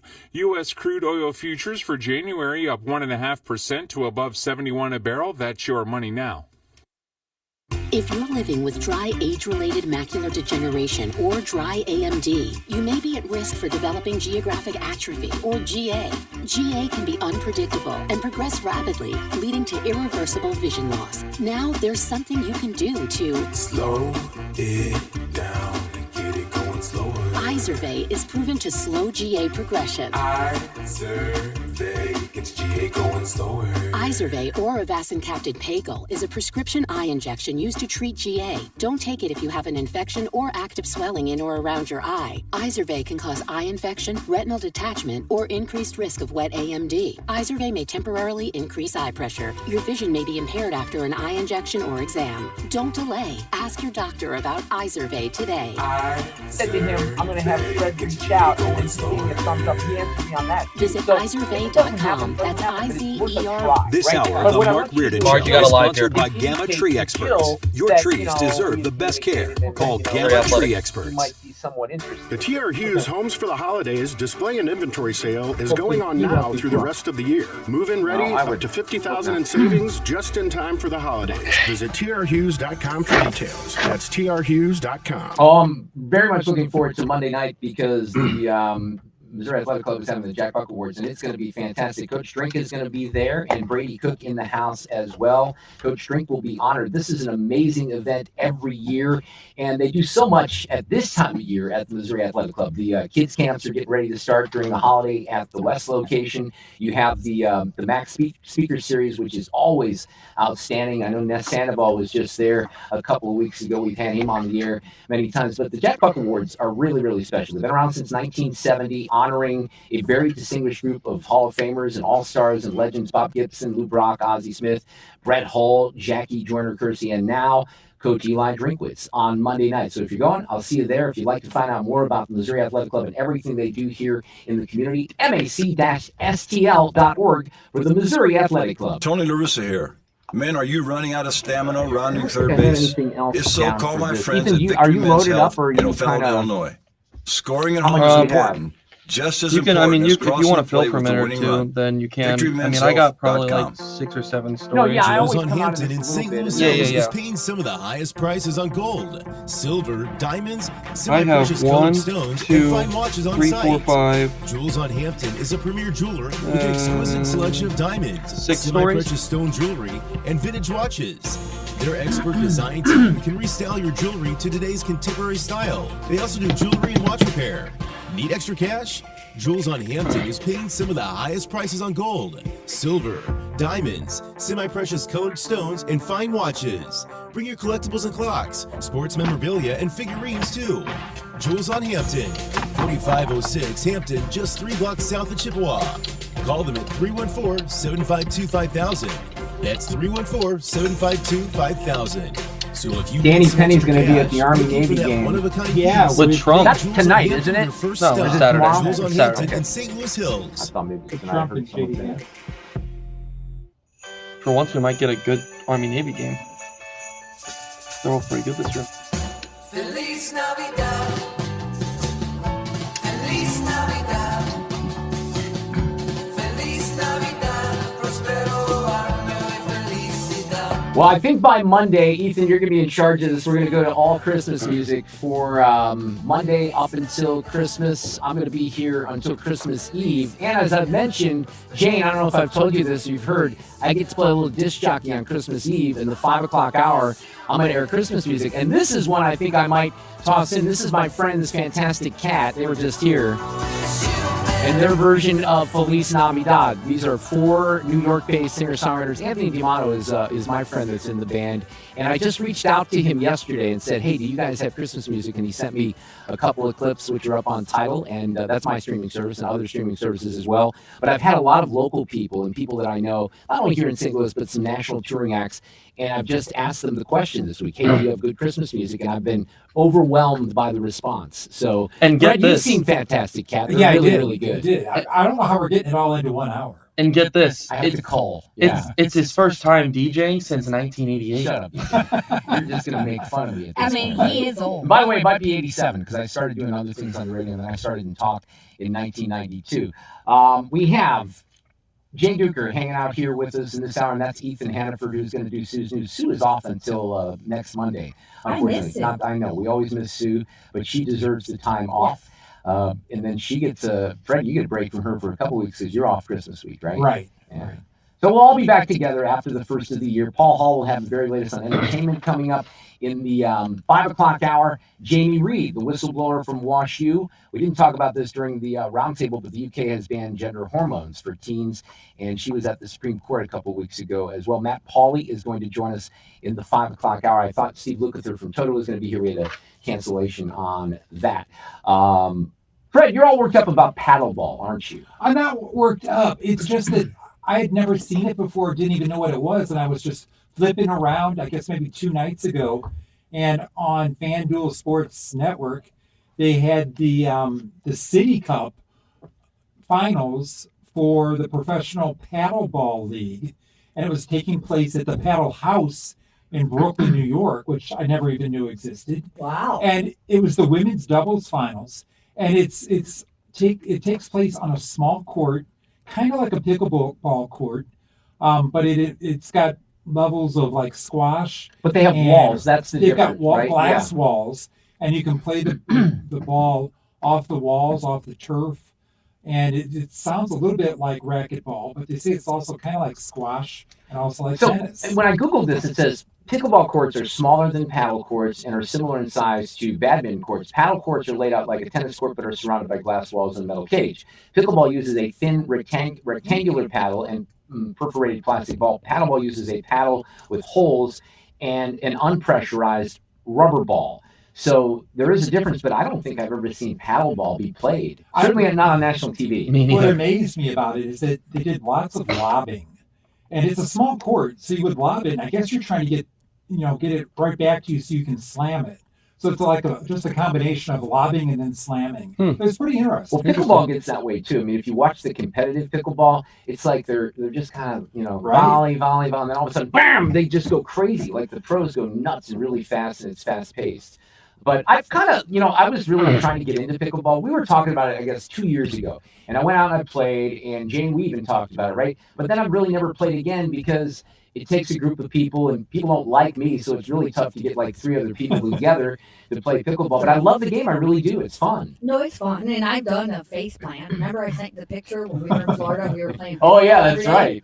And my shoe got, I just got caught into something in the court, and I literally did a face plant, blood everywhere. Oh. Yeah, I remember my nose, and it was bad. Lots of injuries. Because I do not. That's the thing. Right. Older people like the careful out knees, there, the right. hips, the weekend warriors.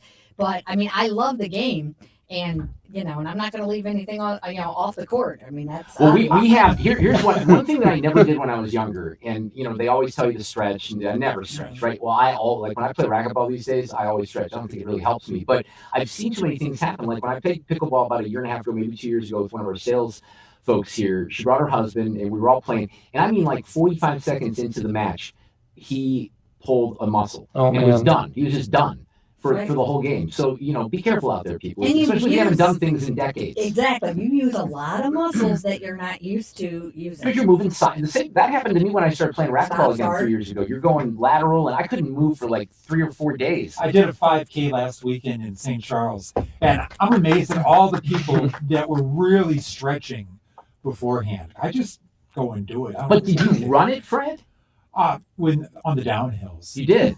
Okay. If it was uphill, I would kind of walk it. Well, I don't Or wog. I call it wogging. Well, yeah, that's it. Where you walk and What walk. time? It's called Do you wogging. have time for your 5K? I have no idea. I didn't know you were so Mike into these. Elam was the speaker for it. He did all the. He does a lot of the 5Ks in St. Charles. He does a lot of the He emceeing says for the those. price Yeah. is right for him to do it. I guess he volunteers. Yeah, probably. Did he call you out? Did he shout you out? At the end, Hall of Famer Fred. There you go. Bottenheimer. Yeah, right. Yeah. Way to go, Fred Elam. Bottenheimer over there, ladies and gentlemen. All right, let's At do least there this was here. people still coming across when I finished. That's not bad. I used to do the, and I retired from this last year, or I got fired. I'm not exactly sure. It might have been last weekend. They do this. What's the damn thing called? It's like the polar. It's like the Santa Run. No, it's in Forest Park. I can't believe I'm forgetting. It's the Oh, hot chocolate maybe run. that's The why hot they chocolate fired run. you. I know, right? Yeah. But I did the hot chocolate run for many, many years, and I was the MC, in Forest Park at the finish line and doing the sponsor announcements and things like that. And then there was the reason I say I might have gotten fired because there's a period where, and I'm out there freezing my butt from like 5:30 in the morning until about 10. And at 10 o'clock, I'm pretty much done. I mean, they're only paying me so much money. And I'm like, okay, there's people on the course still, but you're out there for a long time. So I think the last time I did it, the guy calls me and goes, hey, we still got people. I'm like, I'm done. I'm out of here. So I might have been fired. Let's do this. These allegations are deeply concerning. Does the president have any comment? We're not going to comment. It's not clear messaging. And now, Sue. Still under Brought to Sue. you by Sue. But not today. It's brought to you by Ethan. Sure is.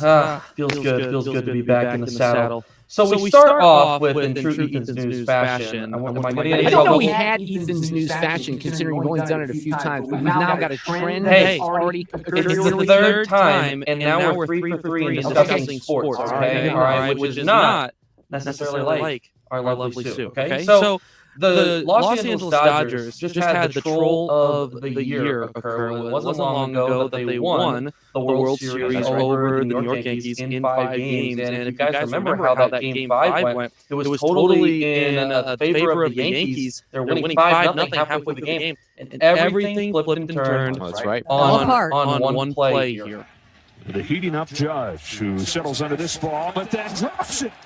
Can Hernandez get to the bag before the throw? He does.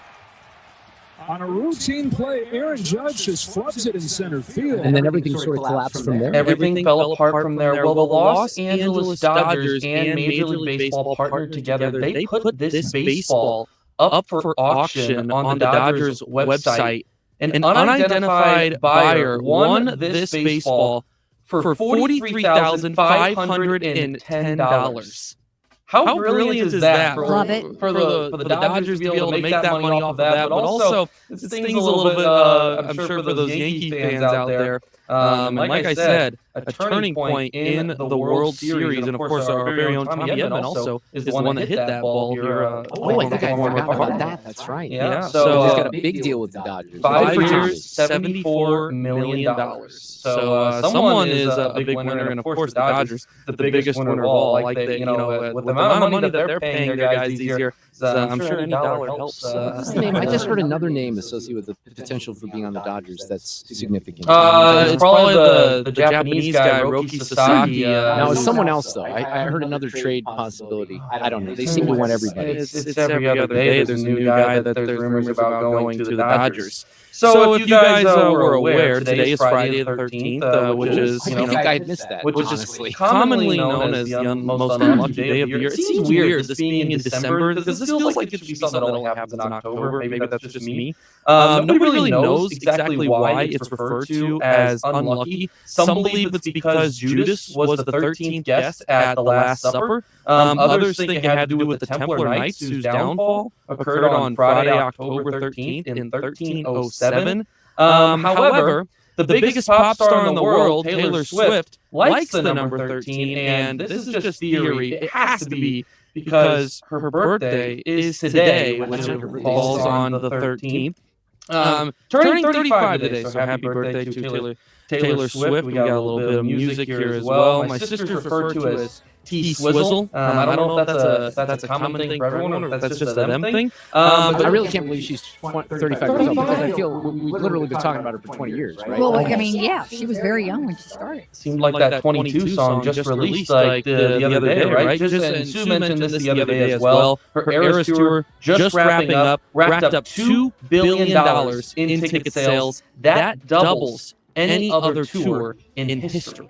That's amazing. Let's just quickly go. I'm going to call an audible. Let's go from Taylor Swift to It's a Natural Fit to Uncle Ted here. And I'm ashamed because I've known this guy for 30 years, and I had not realized that it's Ted Nugent's birthday today. He is 76 years old. Happy birthday to my blood brother. I took Jane backstage one time when Ted was in town about 6 or 7 years ago. We had a great time. Oh, he loved me. It was hilarious. We have a great picture where we were laughing up a storm. He is people might not believe, he's a very, very sweet man. He really is. He's funny. He's very funny. And he doesn't take himself too seriously, which he loves. He's awesome. Yeah. I'm just worried. I said this earlier. I'm actually somewhat worried that I might not see him again because he doesn't come. He's not touring as much. He's not coming to St. Louis. I may have to go see him. It's 3 or 4 years since I've seen him in person. I've told the story before when we had him on the Roundtable one day. Many years ago, and I brought him up from downstairs to the studio in the elevator, and in that 2-minute trip, I heard like 30 curse words. Yeah, he's very proud, and this is one of the reasons I think we connect. He's very fond of profanity. It's hard for me. There's 2 people in my life that excel at the use of profanity: Norm Stewart and Ted Nugent, and they're both really good at it. And me. But Jane, this was interesting. It was Antonio French and Congressman John Shimkus, former congressman, who were on the panel. Ted Nugent was in the studio, and he said, Fred, I remember this, at the end of the Roundtable, he looks at me and goes, Mark, you don't even know how good that was. And I'm like, oh, yeah, I did. And then he hung out for the entire 3 o'clock hour, and we talked music, and he took phone calls, and it was amazing. And I felt bad because I had to warn him before he went on air. This is live, so try not to. And he's like, I'm a pro. Yeah, he was great. He did nothing happened. Yeah. That's awesome. Happy birthday, Ted. One more birthday for you guys. It's also Dick Van Dyke's 99th birthday. Amazing. Van Dyke, widely known for his roles in Mary Poppins, The Dick Van Dyke Show. We also have some audio here. Bye Bye Birdie, Chitty Chitty Bang Bang, Night at the Museum. It just keeps going on and on. I does what I likes and I like. He's a natural treasure. He really is. He really is the best. 99. Man, that's unbelievable. And he is like very spry, very alert, and he's still dancing. You got to give him credit for that, for sure. He No jokingly kidding. said, like I think he said this today, I could go at any time. So he was just joking around with God everything. bless him. 99, and it wasn't. I mean, I don't know what was the most recent time he did a movie, but he still goes on. The shows like the Tonight Show and some of those things. Good for him at 99. Jay, let me make this recommendation. We can do it with Paul here in a couple of minutes too. But I finally saw the movie Thelma with June Squibb. June Squibb is from Belleville, I think. She grew up on the east side. But she's 93 years old, and she's in this movie that's really, really sweet. And it's about aging, and it's about maybe losing contact with some of the people you love because of cognitive deficiencies. It's just wonderful. And she's 93, and she should be nominated for an Oscar for this role. She really should be. She's fantastic. Maybe, but she hasn't been nominated for a Golden Globe or Critics' Choice Awards, which came out yesterday. But it's a fantastic movie, and it's not one of these artsy-fartsy social justice movies. It's just a sweet, really, really well done movie. So there you go. It's called Thelma. One more thing regarding Friday the 13th. This one is going to go in hopefully the fortunate category for someone, because there's a Mega Millions drawing for $670 million tonight. According to the Mega Millions website, 7 jackpots have been won on a Friday the 13th, including a $1.3 billion jackpot in January of last year. I could use the money. Did they raise the prices of those yet? Where they're now, isn't it like $4 for one of those tickets? They were doubling the price of Mega I think that's at the start of the year. Maybe. Is it? Yeah, okay. Yeah. Well, this is your opportunity to get a bargain on your $700 million that you're going to win. I'm going to get him on the way home then. So a couple of days ago, you guys were talking about community notes on Twitter. Do you remember this? Oh, yeah. And I saw perhaps what has to be the best community note. So for a little bit of a backstory here, YouTube TV is once again raising their prices. They are. They're going to be going from $72.99 to $84.99. So they're once again jumping, and they posted about this the other day on Twitter. The tweet says, "A message for our members. We have always worked to offer the content you love, which features to enjoy the best of live TV. To keep up with rising content costs, we're updating our monthly price to $82.99. Community note says, YouTube TV has now doubled in price over the last 5 years. The last price increase was April of 23 at $73 from $65, which was a 12% increase. For reference, it launched at a cost of $35 a month in 2017, a total increase calculating at over 37% inflation adjusted." So here's what I'd say about that, and I'd have to take their word for it on the community notes, but about a year and 3 months ago, I ditched DirecTV finally because YouTube TV had the NFL package, and that was my motivation. The reason I stuck with DirecTV for all those years is because of the NFL package. And the price is going up, and I'm not happy about it. And Jane, as you know, because we all have all these streaming services. And I cut the cert, and I cut. But I'm still saving a lot of money compared to what I was paying in DirecTV, and I love the service. I think YouTube TV is outstanding. I've never, ever been dissatisfied with it, and it never goes out, which is kind of amazing. Still cheaper than Charter. So I know that people aren't happy with it. Those numbers are quite staggering, but I think the service is a little different than it was in 2017, and I would highly recommend it to anyone. I really would. It definitely adds a little bit. I ditched Fubo because I didn't want to pay for just that to watch Bally. So I can't see Blues games right now unless I go elsewhere. But the Cardinals are going to have a different option for us. So we're going to be able to get streaming next year. One more, or do we need to go to the fact of the day? Probably got to go to the Okay, here is to wrap up Ethan's news. Hey, I only said Ethan's news twice in this one, so hope you're proud of the growth there, Mark. The fun fact of the day, the random fact of the day. If someone says you're eating like a whale, don't worry. They are exaggerating. A blue whale can eat over 20 million calories on an average day. And that is it for Ethan's news today. 20 million calories. 20 million. Good Lord. That's Michael Phelps and the blue whale. Yeah, no kidding. That's pretty similar. All right, my friend's Fantastic Cat here with this great version of Feliz Navidad. We're coming back with Paul Hall.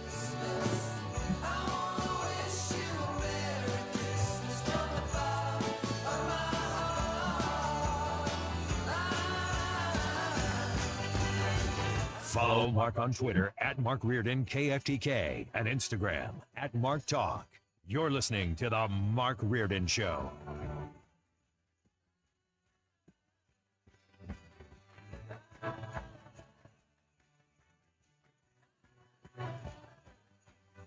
Dependable traffic on 97.1 FM Talk. A 270 problems southbound. You're heavy from Page to before Manchester. Still have a crash in the left lane. Northbound side, Grapers delays go from Doherty Ferry to past Manchester. Eastbound jammed up from 370 to 170 with a crash in the 3 left lanes. 170 southbound slow Olive to 64. Northbound side gets heavy from 70 to 270. 70 westbound slow 170 to 67 past Lake St. Louis to 64. Westbound on 64. Some delays between Kings Highway and Hampton. Clayton to 270. 364 to 70. Eastbound side slow from Mason to 270. McKnight to Big Bend. 55 southbound heavy from Broadway to Bates, and then Weber to Lindbergh. Northbound side slows from Arsenal to 44. From the Cordell and Cordell Domestic Litigation Firm Traffic Cam, I'm Trent Erickson with traffic on 97.1 FM Talk. We all hear the radio ads about the IRS. They tell you to be afraid, to be scared, and they try to frighten you into calling. I'm not here to do that. Tax Relief Advocates is different. TRA is here to tell you that if you owe money to the IRS, whether it's $5,000, $50,000, or $500,000, we have a solution. It doesn't matter if you're sitting in your car, at work, or with your kids. No matter where you are, call now. 800-699-1059. Don't lose hope. TRA can eliminate or reduce what you owe to the IRS. Generous programs are now available that can give you a fresh start. Our passion is taxes and helping individuals fix their IRS problems. We have over 1,000 5-star reviews on Google and an A+ with the Better Business Bureau. You don't need to be afraid of the IRS any longer. End your tax nightmare today by visiting us online at TRA.com or call 800-699-1059. That's 800-699-1059. Tax Relief Advocates. Real solutions for real people. Retired or retiring soon? How much money do you need to live comfortably? Retirement Planners of America is here for you. Would you like to have financial peace of mind? Here's how. Step 1. Find out the amount of money you'll need to retire. Step 2. Have a plan to get there. Step 3. Make sure that plan can take advantage of market gains but protect you from market losses. Discover how to do all 3 with a free consultation at 800-508-6108. That's 800-508-6108. All investments involve risk, including losses. Past performance does not guarantee future results. While retinitis pigmentosa takes Mark's vision, his family gives him hope, whether at the family business or at home with his wife and sons. He knows he's not fighting alone.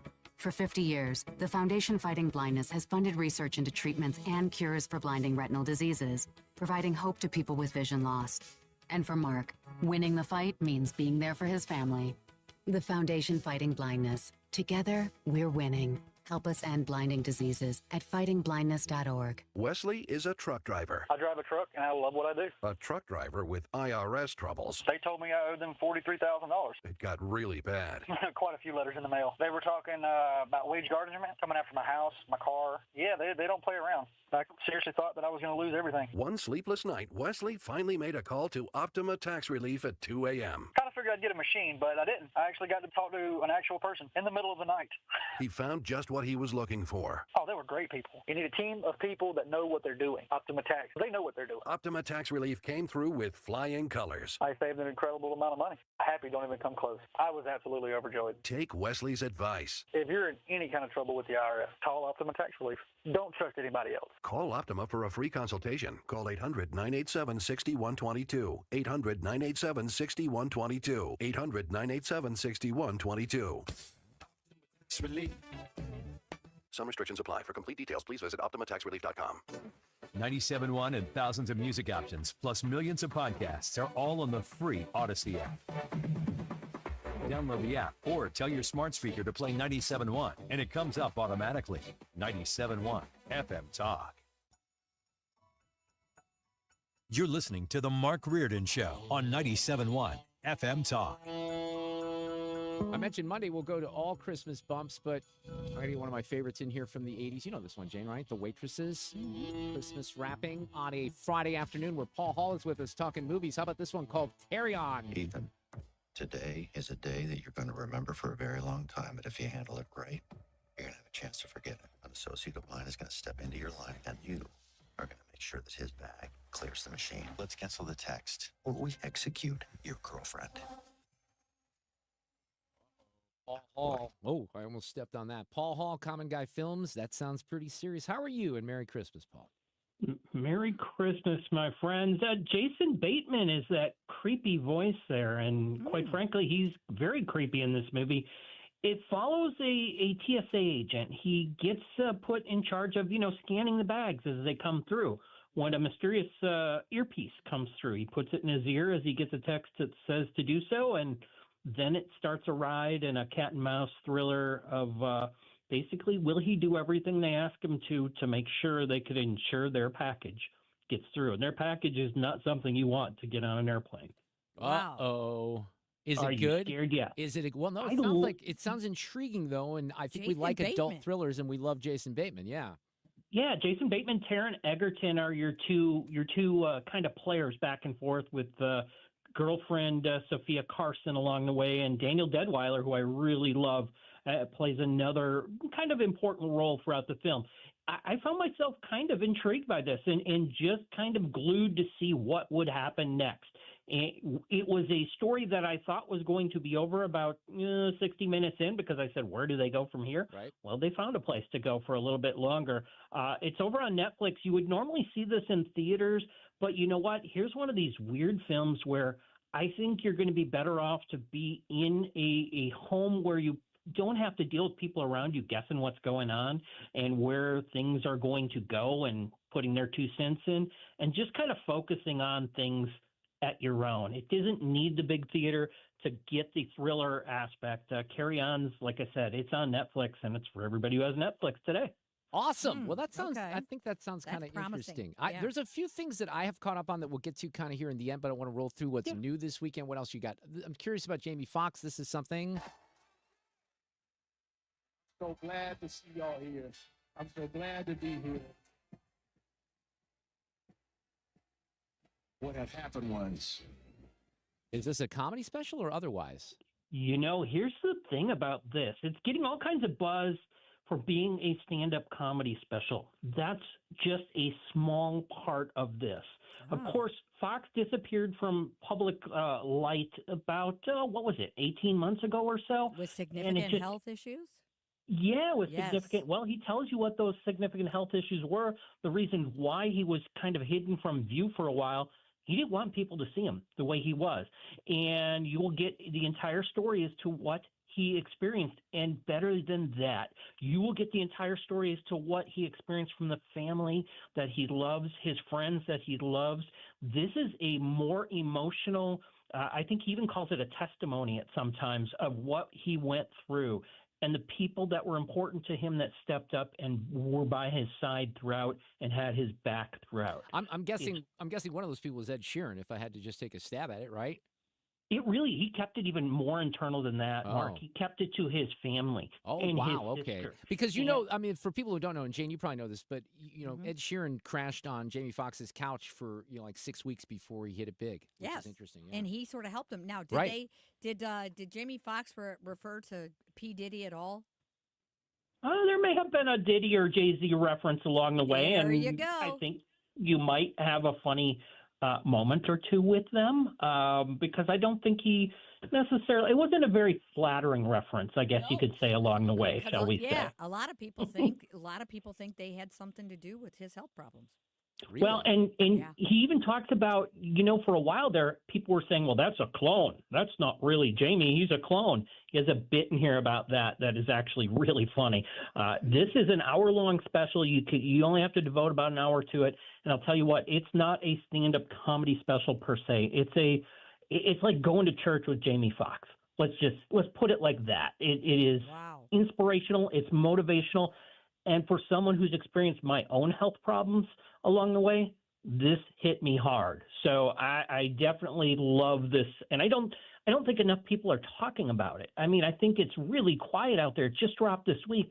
And I did some searching to see why I'm not hearing anything about it yet. Make your own judgments on that. They're advertising it a lot. I've seen it. Yeah, it's number one on Netflix on the TV side right now, or the television series, whatever you want to call it side. So, yeah, check it out. Well, I watched Red One on Amazon Prime last night. I chose to not watch the football game. I believe that was a good choice in the end, given the nature of only field goals there. And I knew kind of what I was getting into. Jane, you're familiar, right? This is the Rock, and it's interesting. It's a very buff J.K. Simmons playing the big guy Santa Claus, and Santa gets kidnapped. Yes. It's okay. Look, I think it's running at 26% on Rotten Tomatoes. It's not that bad. I think, Paul, have you seen it or not? I can't remember. Yeah, it did really well in its initial run in theaters, and for a while it was only in theaters. Well, now it's also on Prime as of last night. So those of you who are looking for something new as far as Christmas films, Red One, you're getting it within about a month after it opened in theaters. It's okay. I didn't think it was terrible. I do think, like with many of these movies, it's got a 2-hour runtime, like 2 hours and 5 minutes. Could have been probably 15, 20 minutes shorter. Would have been a little bit more compact, but it makes you laugh. I do say this, Chris Evans is in that movie. I like him okay. I do think if they would have cast someone a little bit more dweebier, because I was hearing the lines in the writing, and there were things that were making me laugh that I think would have made other people laugh if they were executed a little differently. So I watched that this week. I saw Wicked last week. I watched Wicked on Friday. I loved it, Paul. I think I told you that. I watched Thelma this week with June Squibb. It was fantastic. I know you're a fan of that movie. Now, is that one playing somewhere? Is that on Prime right now or on streaming on Hulu, right? That one just moved over to streaming, so now you get a chance to see Thelma. I tell you what, as I told Mark earlier this week, June Squibb is a national treasure, and I really firmly believe that. Thelma is one of those films that's kind of ripped from the headlines. You hear these stories all the time about people being scammed out of money and the like, and this takes a different spin on it and just shows her family and the involvement a little bit more comedic along the way. But I'll tell you what, she is great to watch.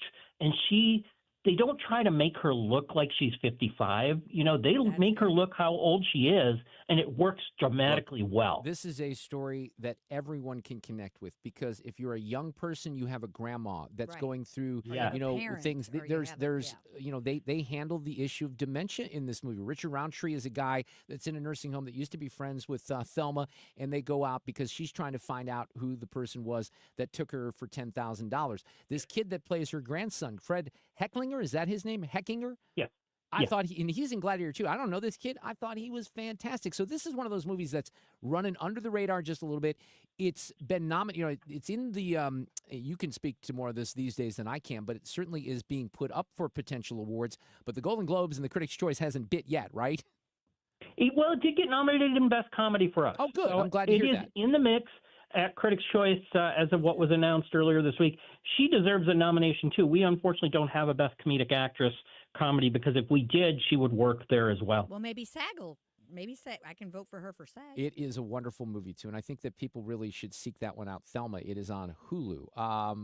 What else did I'm trying to think what else I watched this week. Have you started, I am watching Kings of Tupelo.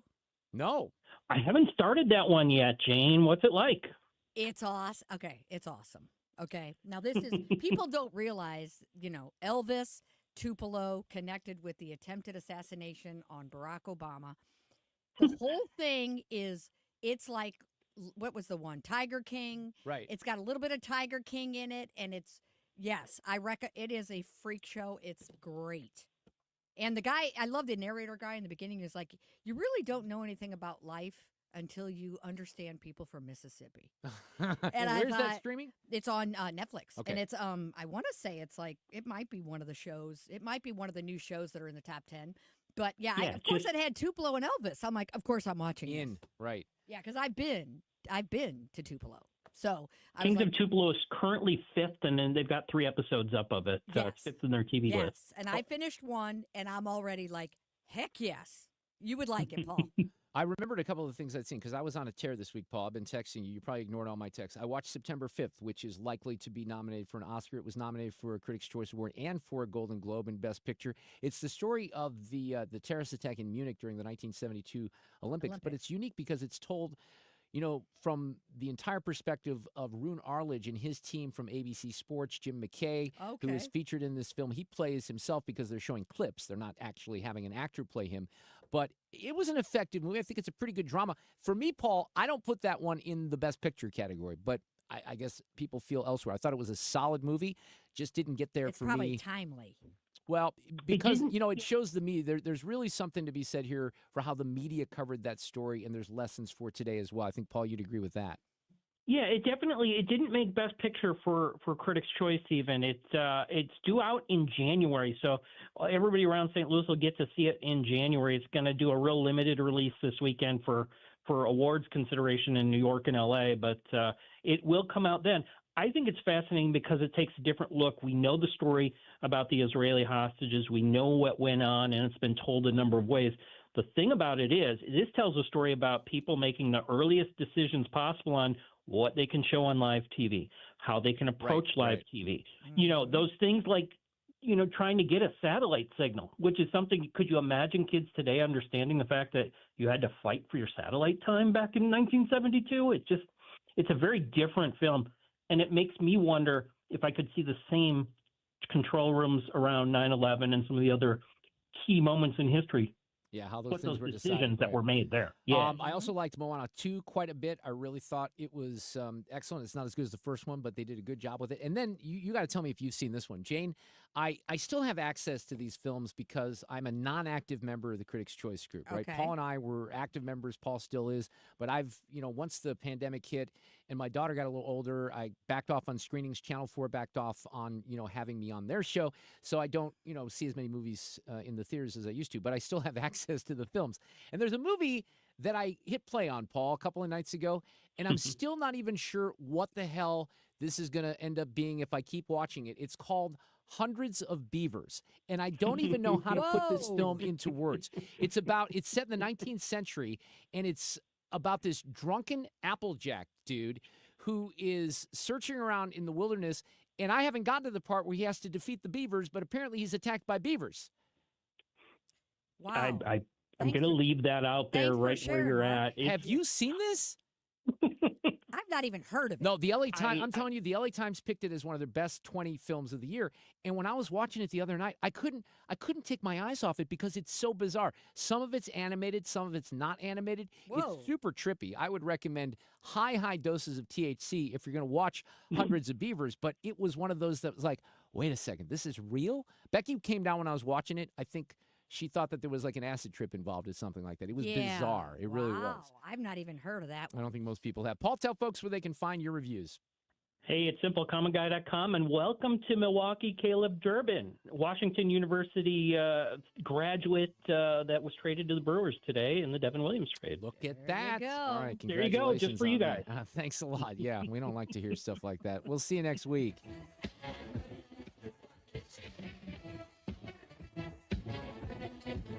Dependable traffic on 97.1 FM Talk.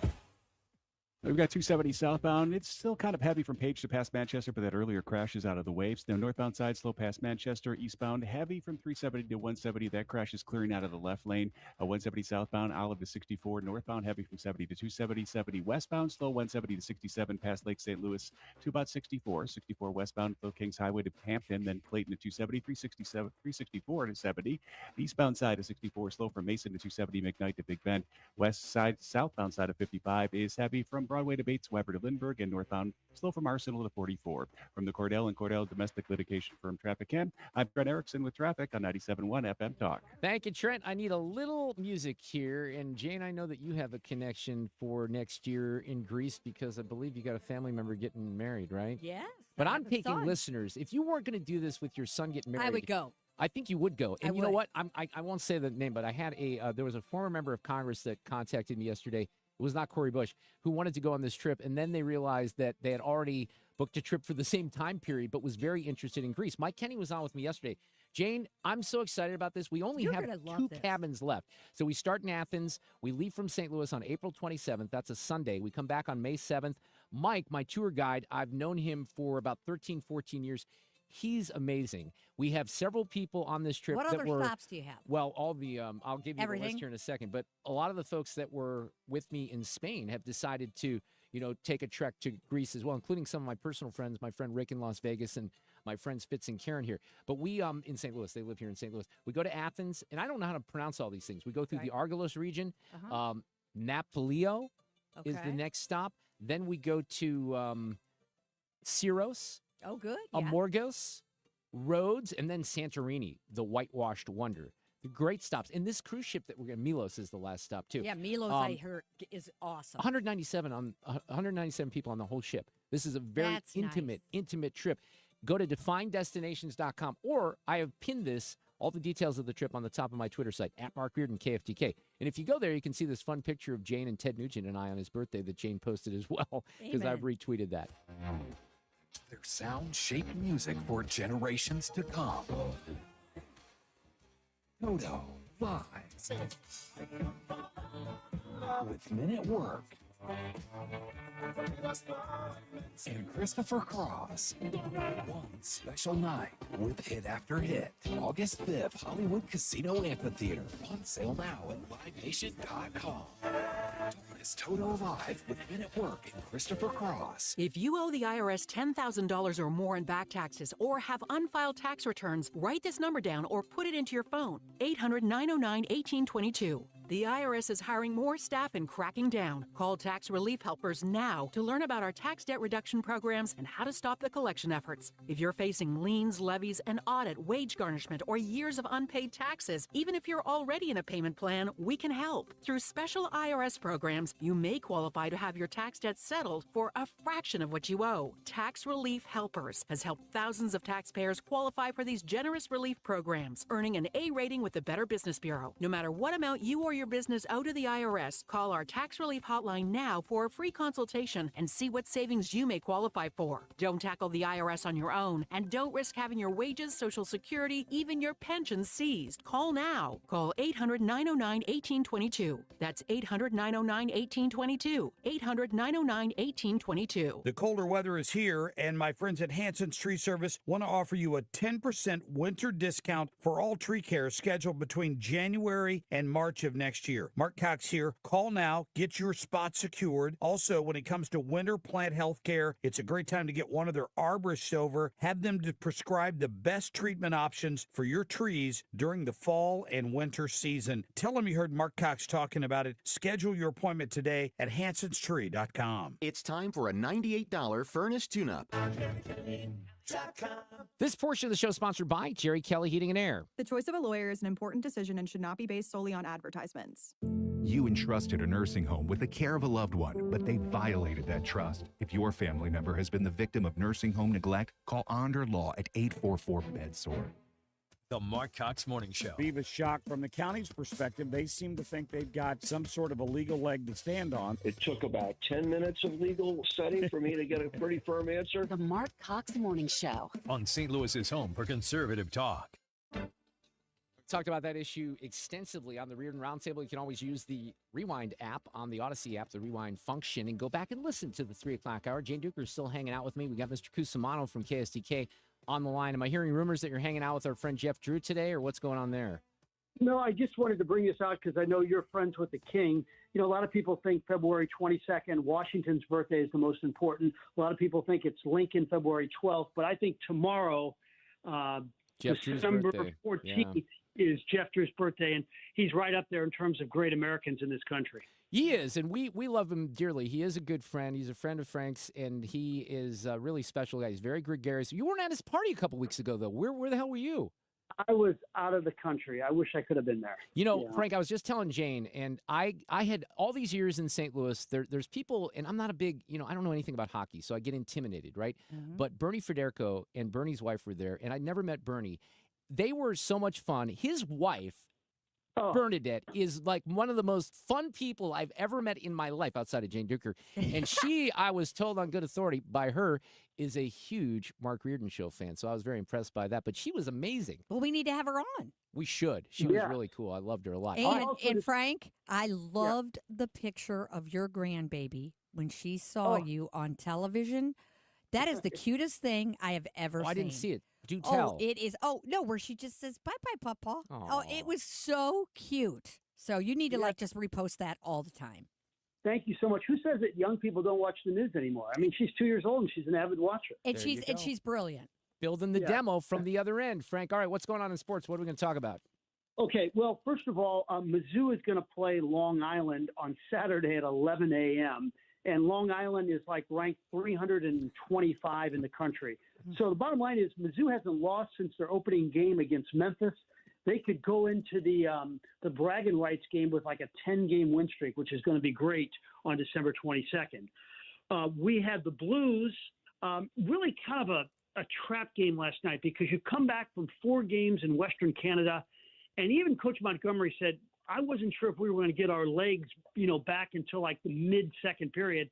and they had fallen behind. They still battled back. They made it a 1-goal game, but it is a disappointing loss to the Sharks, and they have a big weekend. They have Dallas on the road Saturday, and then they had the Rangers here Sunday at 5 o'clock. So in general, it's been a great run. They've played 8 games, and they've lost 2 under Jim Montgomery. Yeah, that's exciting. I mean, I think it's given people hope, right? Yeah. Yeah, it is. Now, what's giving Mizzou football fans hope is the portal. And, Mark, I know you're heavily involved in the Mizzou football program. You love following them. And we're really close on a couple of players. Good. One of them is Miller Moss, the quarterback from USC, who last year in the bowl game threw 6 touchdown passes. Now, he was benched for a stretch, too, but he's highly regarded, has great talent. He's visited Mizzou. Brady Cook took him around. Brady says, I like our chances. And he's also gone to Louisville, and Louisville has made him an enticing offer. The other guy in the portal you got to keep an eye on is Kevin Coleman, who was a superstar at St. Mary's High School. He didn't go to Mizzou because he and Luther Burden have been lifelong enemies. So he went to Jackson State. Yeah, since they were like 10 years old. So he went to Jackson State and played for Dion, then Louisville, and then last year he blew up at Mississippi State, over 900 yards receiving.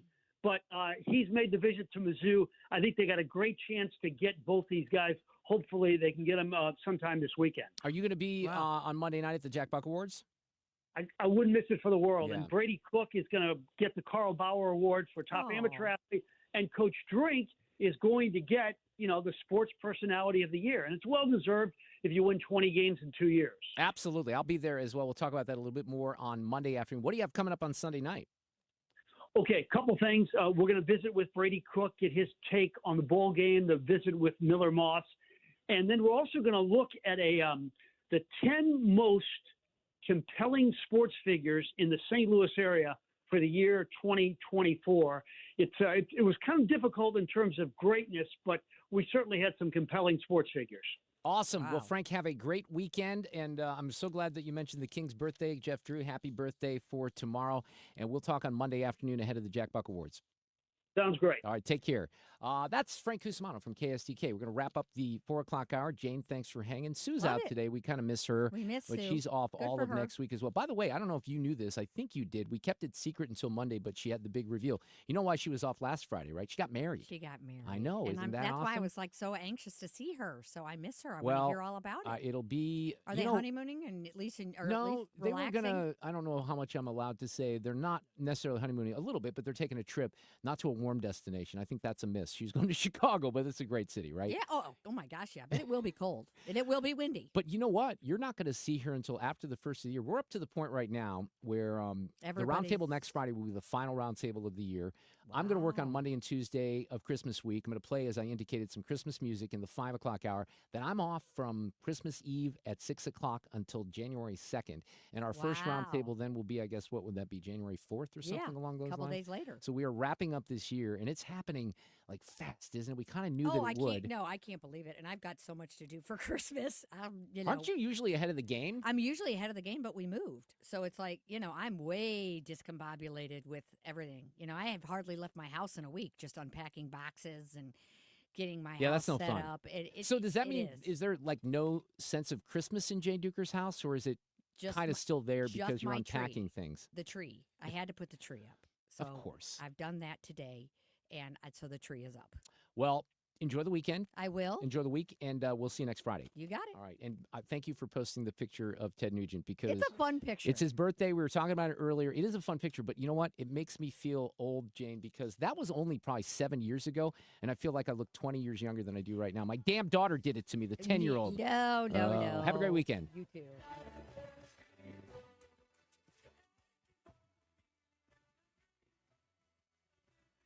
Catch anything you missed today by getting the show podcast at 971talk.com.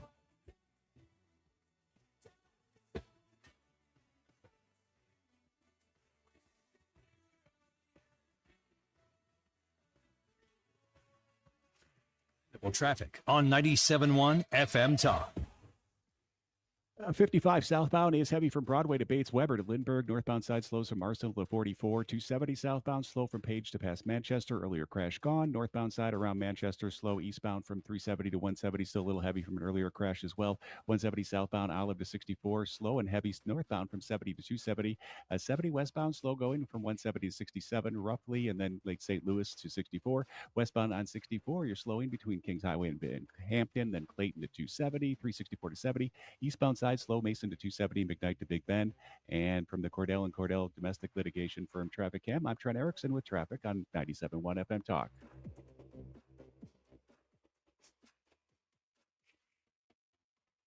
All right, I want to share some good word here about New Perspective Senior Living. They're in Weldon Spring. We've been trying to spread the word about New Perspective for several months. I went out there in August and really was blown away because it's a brand new facility. It looks fantastic. About 5 weeks or so after I visited, they started opening it up for people to live in this beautiful new independent living, assisted living, and they have a memory care facility as well. It's in Weldon Spring, next to Progress West Hospital, not too far from Progress West, really next to Persimmon Woods Golf Course. And their first time they're in Missouri, it's a Minnesota-based company. Their philosophy is a friendlier approach to senior living. And you're going to feel it with these beautiful apartments, 1 and 2 bedroom, big walk-in closets, granite countertops, stainless steel appliances. They have an awesome meal plan. They have great social activities as well.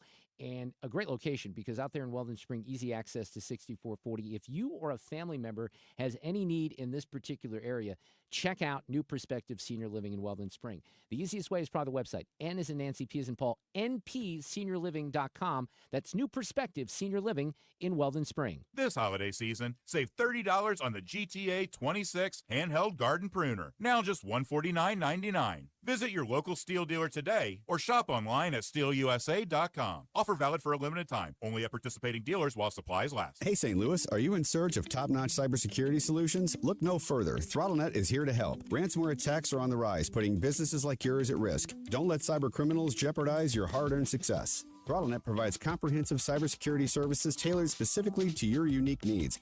Our award-winning customer service provides 24/7 protection to keep your data safe and secure. Take charge of your digital security today. Protect your business, protect your future. ThrottleNet.com, your reliable partner in cybersecurity.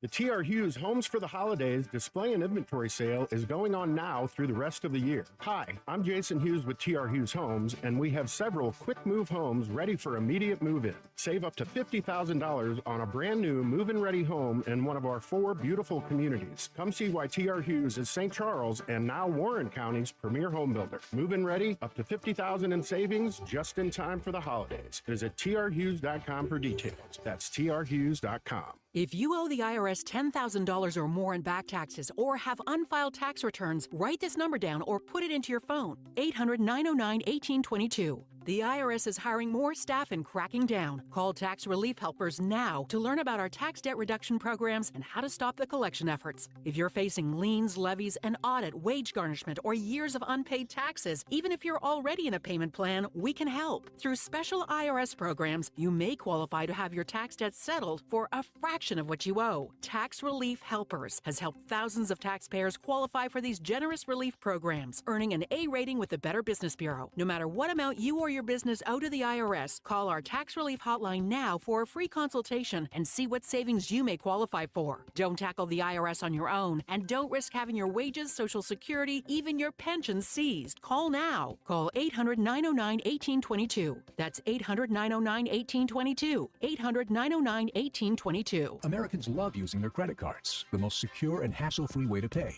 But D.C. politicians want to change that with the Durbin-Marshall credit card bill. This bill lets corporate megastores pick how your credit card is processed, allowing them to use untested payment networks that jeopardize your data security and rewards. Corporate megastores will make more money, and you pay the price. Tell Congress to guard your card, because Americans lose when politicians choose. Learn more at guardyourcard.com. Paid for by the Electronic Payments Coalition. KFTK FM Florissant. Station. Air Comfort Service, heating, cooling, and insulation. Weather. The official 97.1 FM Talk Weather Center forecast turning cloudy this afternoon, breezy day. High today 41. Clouds and periods of rain tonight toward dawn, low 35. Rain tomorrow, could be some road ponding, high 47. A bit of rain tomorrow evening, otherwise clouds, low 41. And then sunshine, a few clouds, are not as cool on Sunday. High Sunday afternoon, 56. I'm Steve Williams for 97.1 FM Talk. Working really hard right now inside in the interagency, and certainly supporting the FBI and DHS as they investigate this. And if we need to have additional conversations with people outside the lifelines, we certainly will do that. New Jersey Governor Phil Murphy has asked the Biden administration to put more resources in the investigation. The Pentagon has said there's no evidence of foreign involvement. President-elect Trump posting on Truth Social that he doesn't think the drones can be flying around without the government's knowledge.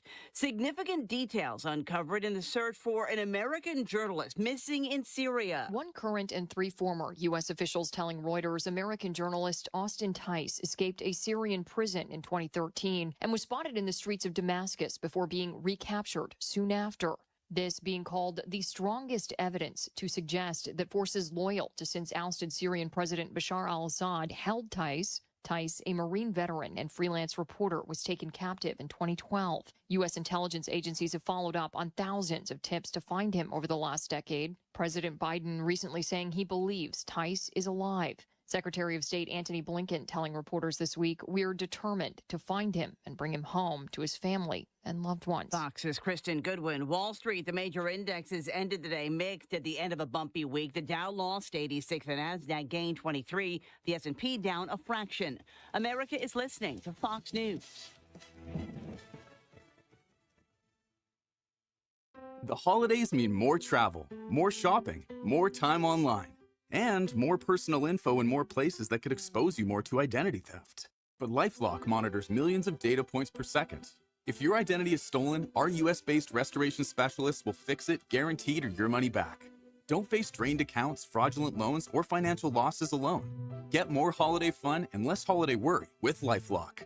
Save up to 40% your first year with promo code NEWS. Visit lifelock.com. Terms apply. William is one of millions of Americans who uses GoodRx to save on the cost of their prescriptions. My oldest daughter, Camilla, 2 days old, she had to have open heart surgery. All of a sudden, she's on 5 different medications. It adds up at the end of the month. Me and the pharmacist got so tight. She said, GoodRx save you a lot of money. Saving that extra $200-300 a month. We're able to do all these extra activities, so it puts less stress on our household, and it puts less stress on our pockets. Download the free app or visit GoodRx.com and start saving today. GoodRx user compensated for their time. GoodRx is not insurance, but can be used instead of insurance. Air Comfort Service, heating, cooling, and insulation. Weather.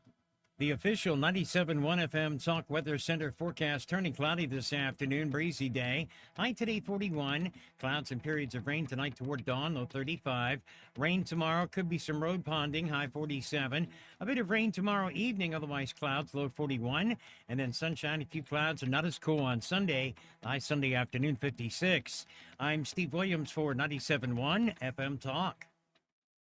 Hey, it's Annie with my friend Stewie from Stewart's American Mortgage. We've been covering this, and interest rates here at the end of the year, we thought they'd be lower than they are right now. Stewie, is it still a good time to refinance? Well, Annie, this is a discussion we've had with many, many people. They thought the interest rates would be much lower. Do they wait? Do they not wait? Well, take advantage now. This is a strange world that we're in. The climate can change, and all of a sudden interest rates are back up. Refinance now with the bagel loan. If they go down later, you can always do it again. With the holiday season right now, how about getting cash out of all of that equity a lot of people see in their homes? Oh, I have a great story for you. This couple over here, the husband went behind the wife's back, went ahead and did a cash out refinance. She didn't know what was going on. Took cash out to remodel their entire kitchen. Their payment went up $5 a month because they were at a higher rate. They went down to a lower rate. It was a great opportunity. She's going to have a great holiday. That's amazing. Good husband. Good job this holiday season. If you want to reach out to Stewie, 314-324-4440. That's 314-324-4440. You can Google the bagel loan for more information. And MLS number 226-715. If you have unfiled taxes or are in debt to the IRS, this is important news. Did you know the IRS has programs specifically designed to help people struggling with tax debt? Powerful tax assistance programs that can save you thousands if you qualify. No one knows these programs better than the experts at Optima Tax Relief, America's most trusted tax resolution firm, A-rated by the Better Business Bureau. Their award-winning team of tax attorneys and licensed professionals have resolved over $1 billion of tax debt for their clients. clients. One call to Optima can start the process, helping to end your worries about wage garnishment, asset seizure, and other IRS actions. Make sure you're getting the best options to solve your tax problems. Call the experts at Optima today for a free confidential consultation. Call 800-987-6122. 800-987-6122. 800-987-6122.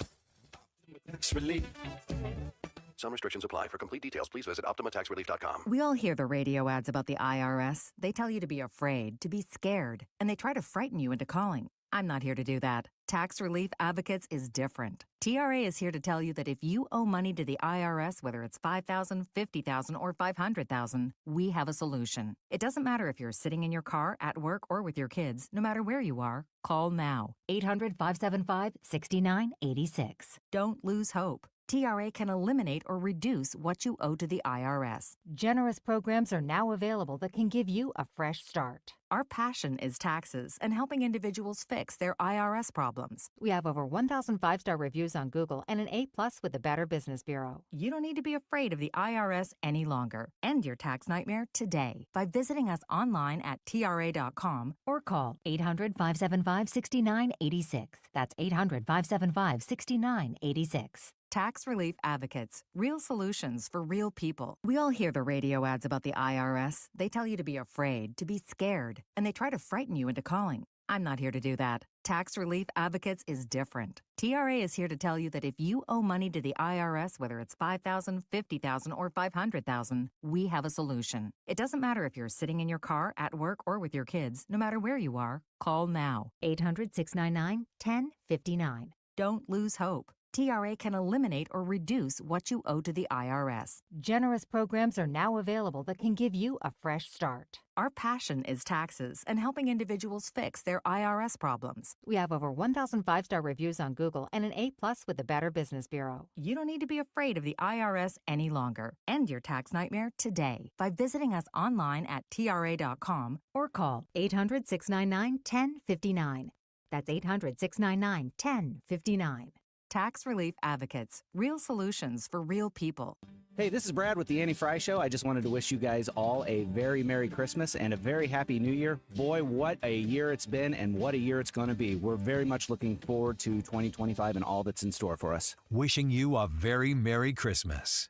This hour of the Mark Reardon Show is sponsored by Gamma Tree Experts. Your trees deserve the best care. Call Gamma Tree Experts.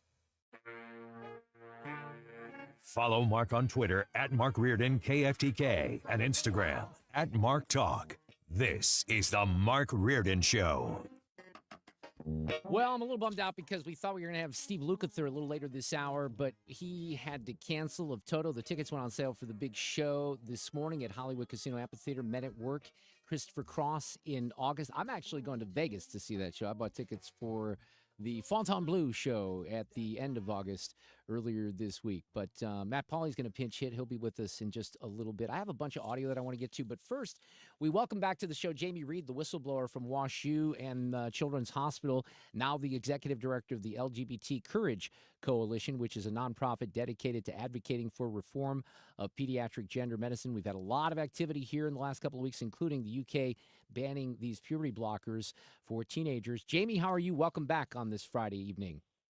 I'm doing great. How are you? I'm good. I haven't spoken with you since the Supreme Court either, so I'm curious about your thoughts on that. But let's start with what happened in the UK. And, you know, some of this is so important. Dr. Hilary Cass issued her report. For whatever reason, we've kind of had to fall behind a little bit in this country when it came to the way the rest of the world was dealing with this. But maybe now we're catching up.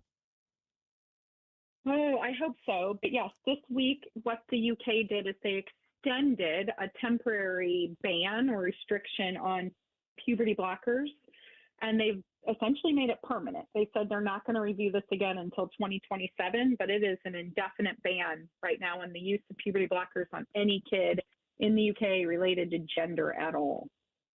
I mean, this is a huge victory. It's been a long time coming. You've been fighting for this now for almost 2 years straight. I mean, your whistleblower came out 22 or 23 in February. 23, February 23. Yeah, so only a couple of months from now will be the anniversary, and I think you would agree so much has happened in that time. And I mean, I've been tracking this particular topic for a while, and it seemed like there were maybe even a few months before that there was a detransitioner that had an op-ed in the LA Times, and then there was one maybe in the Washington Post. So slowly but surely, some of this stuff started leaking out, and then your report, obviously, that was in the Free Press and everything that happened here in St. Louis, really set off a chain reaction, I think. Yes, I absolutely think so. And I think what we're seeing and what it feels like coming out of the UK is probably, I think the word vindication is probably about time. I mean, I think all of us who've been saying that we have concerns about these interventions for a long time are really starting to see the rest of the world is showing us we were correct to have these concerns, and that the scientific evidence and those political establishments in these other countries are really leading the way and showing us where we should be headed. Your motivation, though, in this was really about the children, right? The kids, because you were seeing things that were happening. And now these scenarios that you wrote about, I think, have been, certainly exposed, and other people have chimed in on this. But look, as a lot of people have said, this is a different situation for adults. But when you do this so-called gender-affirming care and you're talking about literally the mutilation of body parts with children, that's a pretty serious, irreversible situation. Yeah, and even the UK is really showing us that even from their perspective, this is about kids. This is about a treatment that did not have good evidence to show that it was working, and it did have good evidence to show that it could cause irreversible long-term harm. So they really just said, hey, we can't do this with kids in this country, the same exact thing we should be doing here in the U.S. Well, and hopefully we will be doing that. But what was your reaction from the Supreme Court? You were there when those arguments took place a couple of weeks ago, weren't you? Yes. So I gave a speech out on the stairs outside. There was a huge rally. I was so excited to see how many people turned out, from our side to support Tennessee. That was the state that was being challenged by the ACLU and the Biden administration.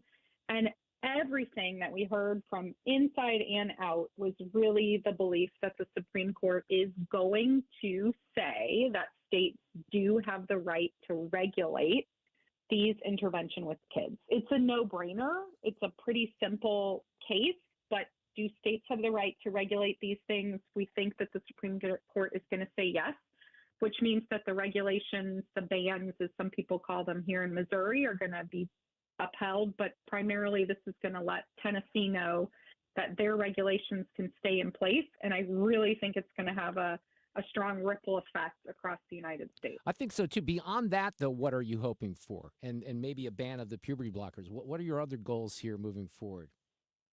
Oh, well, we've had a really interesting election. So we have a lot of considerations on whether or not this new administration is going to attempt some federal level restrictions, so potentially restricting by Medicaid, Medicare. We just saw TRICARE voted on this week as well. So that's military insurance. They just voted that the military insurance is no longer going to be covering these things for kids. Oh. So I really think that what we're hoping to see in 2025 and 2026 is a reset, new administration, maybe some financial leverage on those blue states that are still doing this. And then we're going to see potentially a fight state by state in the half of the country that's still doing this to kids. I haven't spoken with you since, and I always get a little uncomfortable with the phrasing here, but your partner, Tiger Reed, has decided to detransition, right? That seems pretty significant as well. Correct, yeah. So how is that going? I think quite well, is utilizing good therapeutic support. Took a long time to come to that decision and didn't really take it lightly. But these interventions are not, they're really tough. They're tough on the body. They're tough even for adults. There are so many side effects. And I think that her health really had taken such a negative turn because of that she's decided that for her own health to stop taking testosterone. Jamie, So, some yeah. of us, for those of us that are on the outside of all this, it's still so baffling to me that actual doctors could support some of these things that have gone on. It's just outrageous in my mind, and I think that that's one of the reasons you came forward originally. Yeah, I mean, on some level, I think people are correct when they say that we have been witnessing one of the greatest medical scandals of our lifetime. Yeah. Yeah, that's what Billboard Chris calls it for sure, and I've had him on as a guest many, many times. Well, Jamie, thank you so much for coming on here. I hope things are going well. It seems like this movement certainly, and you've been a big part of it, is heading in the right direction. And for Chris and for me, and I think for you, a lot of this is about really saving some of these kids. So have a great Christmas. I hope all goes well, and we'll talk again soon. I appreciate it. Thank you so much. Have a great day. Take care. Yeah, and if you haven't read, Tiger Reed wrote a piece that I think was also in the Free Press about the decision to detransition, and I think it's pretty important to check that out. So we wish Jamie well. And she kind of works with Riley Gaines on some of these issues as well. That's quite interesting and fascinating. Everything that's happened in less than 2 years on that particular topic. Okay, I have an audio cut of the day coming up a little bit later, but I wanted to get some of the audio that I haven't gotten to. Usually Fridays are just a little different because of the roundtable. We had a rousing conversation with Steve Butts, Gene Evans, and Jane a couple of hours ago. I think these are some things, though, that I did not touch on then. First of all, when I woke up this morning, I was doing some work in the kitchen. I had Fox on. Fred's here in the studio at the station. He's doing his stuff and putting the show together. And I heard this montage that was on Fox that I thought was quite stunning. So these are Democrats, I guess, that are, well, I'll just play it to you. They think that Joe Biden's done a good job. Joe Biden was going to go down in history as one of the best presidents America has ever had. His legacy will be legend among American presidents because of the selflessness he's shown over the last month. With the inauguration of Joe Biden and Kamala Harris, we established one of the most successful presidencies of modern times. Isn't that great? Yes, Kenny Wallace, it is great. I mean, are you kidding? The second voice in there, I think you recognize. I don't know what happened to Claire McCaskill. I've talked about this many times. I had a pretty good relationship with Claire. We had, this connection with Mizzou, so we certainly connected on Black and Gold, but she's just lost. She really is. For anyone, I don't care who you are. Jane, Steve Butts, they wouldn't call this one of the best, presidencies in modern history. It's anything but that. I mean, this guy has no legacy, and any legacy that he does have is going to be further tarnished. I mean, we didn't even talk about this on the roundtable. I barely talked about it in the last 2 days. 1,500 pardons, including a Chinese national. For what reason? There's nothing here legacy-wise that anyone can be proud of, part of this administration. And one of the things that's going to get undone is all this nonsense with the borders. So we played what Tom Homan said a couple of days ago in Chicago. Chicago's in trouble because your mayor sucks and your governor sucks. If your Chicago mayor doesn't want to help, he can step aside. But if he impedes us, if he knowingly harbors and conceals an illegal alien, I will prosecute him. Yeah, so, Brandon Johnson still doesn't get it, and neither does J.B. Pritzker, who says this. He does not have the authority to do the things that he's talked about. Being a border czar is not an official position in the government, and will be up to the President of the United States and up to the leaders of the Customs and Border Patrol to make decisions about how we'll manage the border. Oh, and I think they will make some decisions. So the people who live in Chicago, J.B. Pritzker, in your state that you supposedly lead, and Brandon Johnson leads, they're not too happy with your perspective on this. An elderly woman on the west side of Chicago in the Garfield Park community almost had her home commandeered by 20 illegals who came into her yard. The Safety Act makes it illegal, or not illegal, but trespassing is a non-arrestable crime in the city of Chicago. So when the police arrived, they could not make them leave. Her family had to get them off of her property in order to prevent them from taking her home. This is turning into a very serious matter. And if our governor cannot understand that, that's okay, because Donald Trump is back and we welcome Tom Homan into this city. And if they don't want to help, we're going to walk them to everywhere they need to go to scoop these people out of our city, because we don't deserve to be terrorized by them. What makes them more special and loved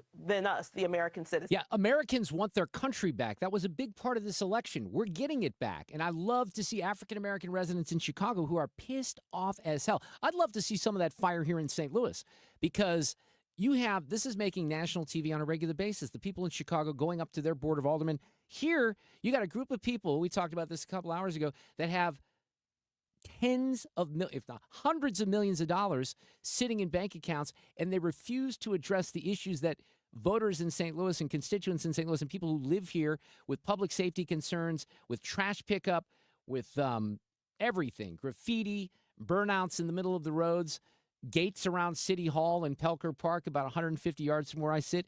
It's unbelievable. Now, the people in Chicago know that this is turning around. This made us more patriotic. It removed the stigma of racism from the Republican Party and from MAGA. We started to realize that we are American citizens and that the Democratic Party does not care about the American people. So it was a great thing. I look at everything optimistically, and honestly, I count this all joy because now we understand that we are one nation under God, indivisible, with liberty and justice for all. It's Americans versus the world, and we are ready to defend our country. All right, I got one more here. I could save this for audio cut of the day, but let me get this out here right now because, and we're going to get Jennings on. Scott Jennings will come on with us one more time before Christmas. He's become not only a superstar on CNN and throughout the country, but I had to text this to him too, and I'm sure he had seen it before I texted him.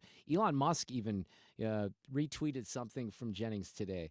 Let me see which one it was because he's in a different stratosphere now, and those of you who have listened to the show, you've gotten to know him over the course of about 7 or 8 years. Here it is. The tweet from Elon. Oh, this is Charlie Kirk who sent this out. And it was what had happened on CNN earlier. I think this was on last night. Ethan, what's going on here? You got the right bite for me? Yeah, grab some. Okay, hold on a second here. He's trying to figure out a couple of different sound bites here. One of these was about Caitlin Clark. And one of them, and this was the one that Elon tweeted out, because Kirk said Scott Jennings at CNN is 100% right. My truth and white privilege are code for someone who's been been captured by the woke mob and is pandering to get people to like and accept them. No matter how much Caitlin Clark panders, they still hate her guts. So I wanted to play that audio. But first, I'll get to that in a second. This was Jennings on with Bakari Sellers. And I haven't talked to Scott about this, but it did seem to be an uncomfortable moment where Sellers is on the set right next to him, and then he reaches over and he puts his hand on Jennings, and Jennings is like, wait, don't touch me. That Democrats did not do a good job in telling our story. We did not do a good job of addressing the pain that Americans felt. We said that one of the mistakes we made throughout Biden's campaign was saying, Biden's presidency was saying that inflation was transitory.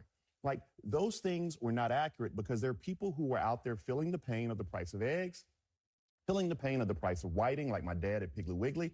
Those things were real.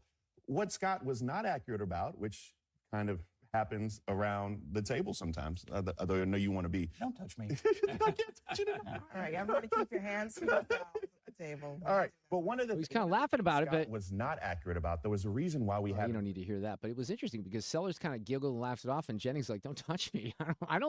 I think he was serious. I didn't think he wanted to, because you never quite know. I mean, these people they fight on the air. I know Scott gets along quite well with David Axelrod, even Van Jones, and some of the others, but not everyone. And look, there's been a lot of complaints. I've covered this. I've talked to him about it, both off and on the air. Because if you go back to the earlier part of the summer when all this took off, just a little synopsis for those people who don't know. Scott has been a contributor on this show for, like I said, 7 or 8 years. He's been on CNN for a long time too, but he really didn't gain any special notoriety until the first debate. He came on, and I think a lot of us remember, and I was at the watch party in St. Charles at Dave & Buster's, and the one thing that I wanted to know in the aftermath of that first debate, because we all watched it, and it was just a train wreck, is what are the folks on CNN going to say? They're going to try to spin this in a way that is favorable to Biden. Well, lo and behold, as I'm driving home that night from St. Charles, Van Jones and Axelrod and Jennings is on the set, and they're all ripping him because they knew how bad of a moment it was. So at that time, that's when Jennings really started picking up momentum, and as I kind of chronicled with my interviews with him, is then I started having guests name drop Scott Jennings. And now it'd be very difficult to go out there in the conservative world, the blogosphere, the hotairs.com, the red states, all those, without seeing constant references to this guy, which is why I think we're going to lose him as a contributor. I'm not going to lose him as a friend, but he's getting so busy right now. On the topic of Caitlin Clark. Why is she being bullied? Why is that wrong? Why is she being bullied for acknowledging something that's smart, truth, and factual? Well, a couple things. Number one, whether you're an athlete or anyone else, if I hear you use the phrase "my truth," I immediately then discount everything else you say, because there isn't my truth or your truth. There's just the truth. And when you start using phrases like that, it tells me that That's not true. Your brain has been captured by something that I don't really respect. That's not true. Number two. That's not true. Number two, the attention the league got this year was amazing, and it was all because of her. She is an amazing player. The arenas were full when she played in them. The TV ratings were up when she was on television. That's undeniable. But, the league still lost like $40 million this year. And it's never made money. And to me, when you're talking about having respecting people who built something, what did they build? A league that loses money every year?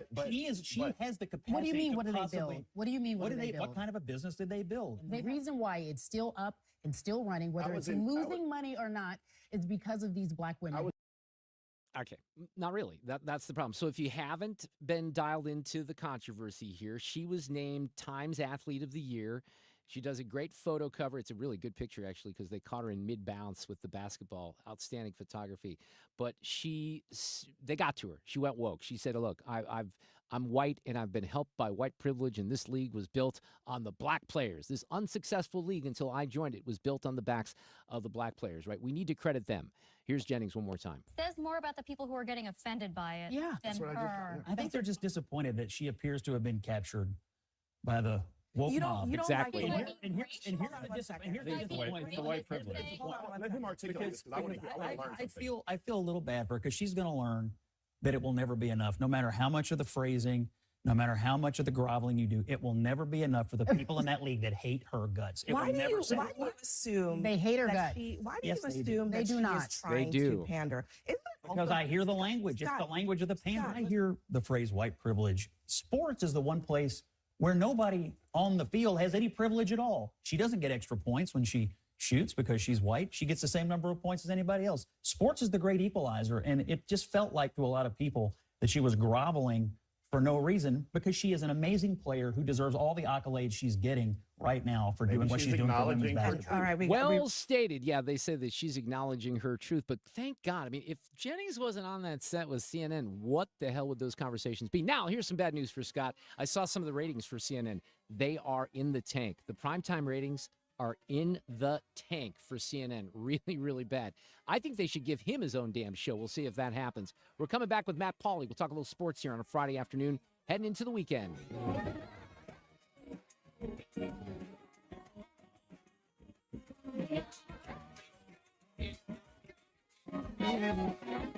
Dependable traffic on 97.1 FM Talk. Things are a bit slow going if you're making your way 270 southbound from Page to about Manchester. Northbound side passing Manchester up to about 70.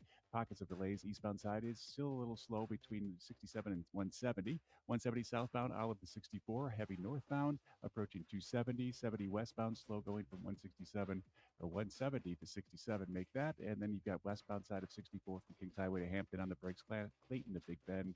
And then 364 to 70, eastbound side from Mesa to 270, McKnight to Big Bend. 55 southbound, heavy Broadway to Bates, Weber to Lindbergh.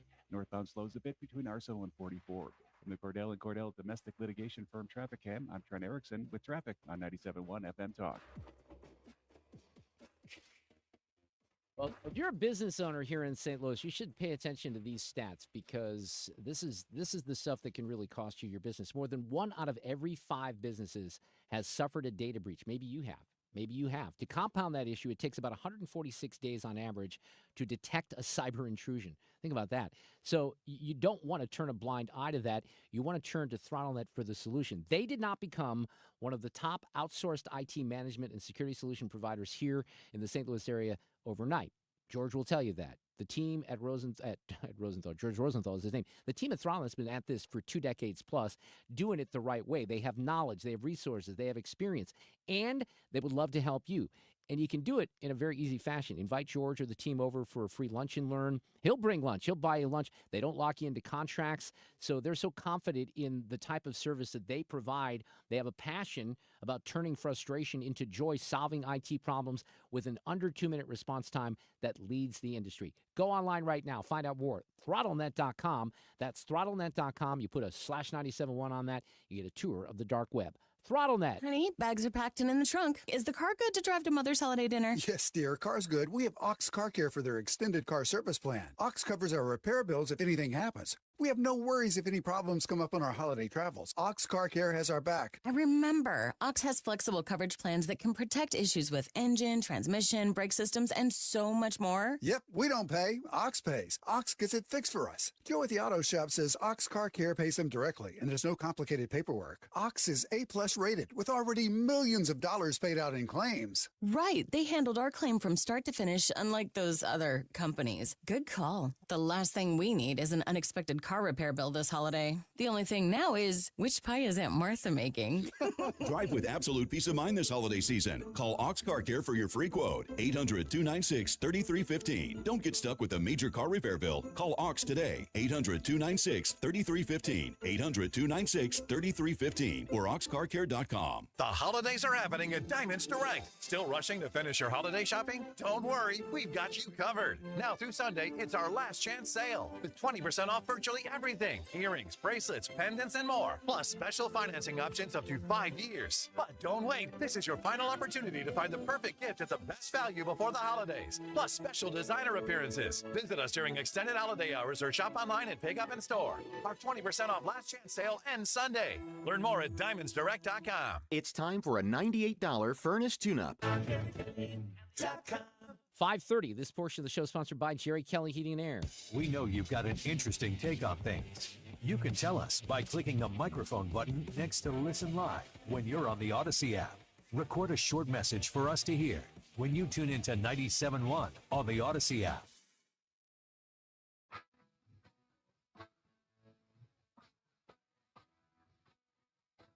St. Louis is home for conservative talk. You're listening to The Mark Reardon Show.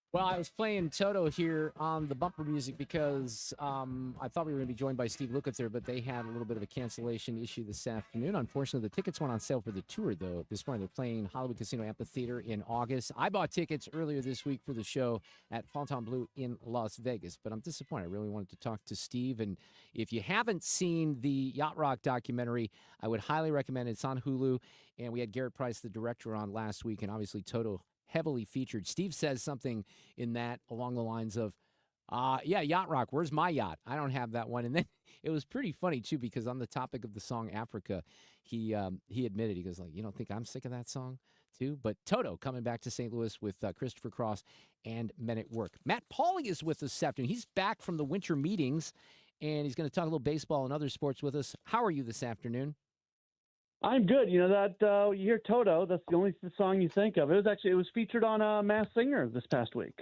Which song? That song? Africa. Oh, Africa. Yeah. Africa. See, I Yeah. picked I'll Supply the Love because it's a little bit more of a deep cut. But Africa, that's kind of in its own little stratosphere there. There's no doubt about it. I even said this to Garrett last week. I don't know if you've seen the Yacht Rock documentary, but it's one of those songs that a lot of us, we loved it at the time. We just couldn't admit that we loved it. You know, in the 80s. I played it on the damn radio, Matt. I did not see that documentary. I think it's a good tune. Maybe I don't listen to.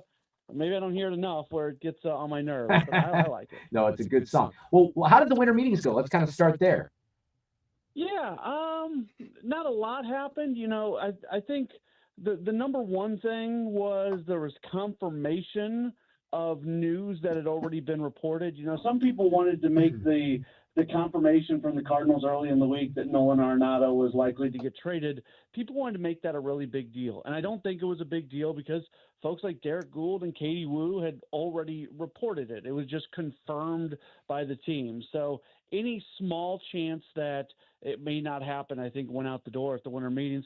I think the more important thing, and this is something that wasn't really reported on much, and it's not something that's going to really come to fruition for a little while, is the fact that I talked to a few Cardinals officials, and they were conducting interviews while they were there for more people that are coming into the organization. They're really beefing up player development. I talked to one high-ranking official, and I mean, just the exuberance and the excitement about the individuals that they had agreed to deals with. And I'm sure we'll get a press conference or a press release from the Cardinals at some point in the next week or two going through some of those names.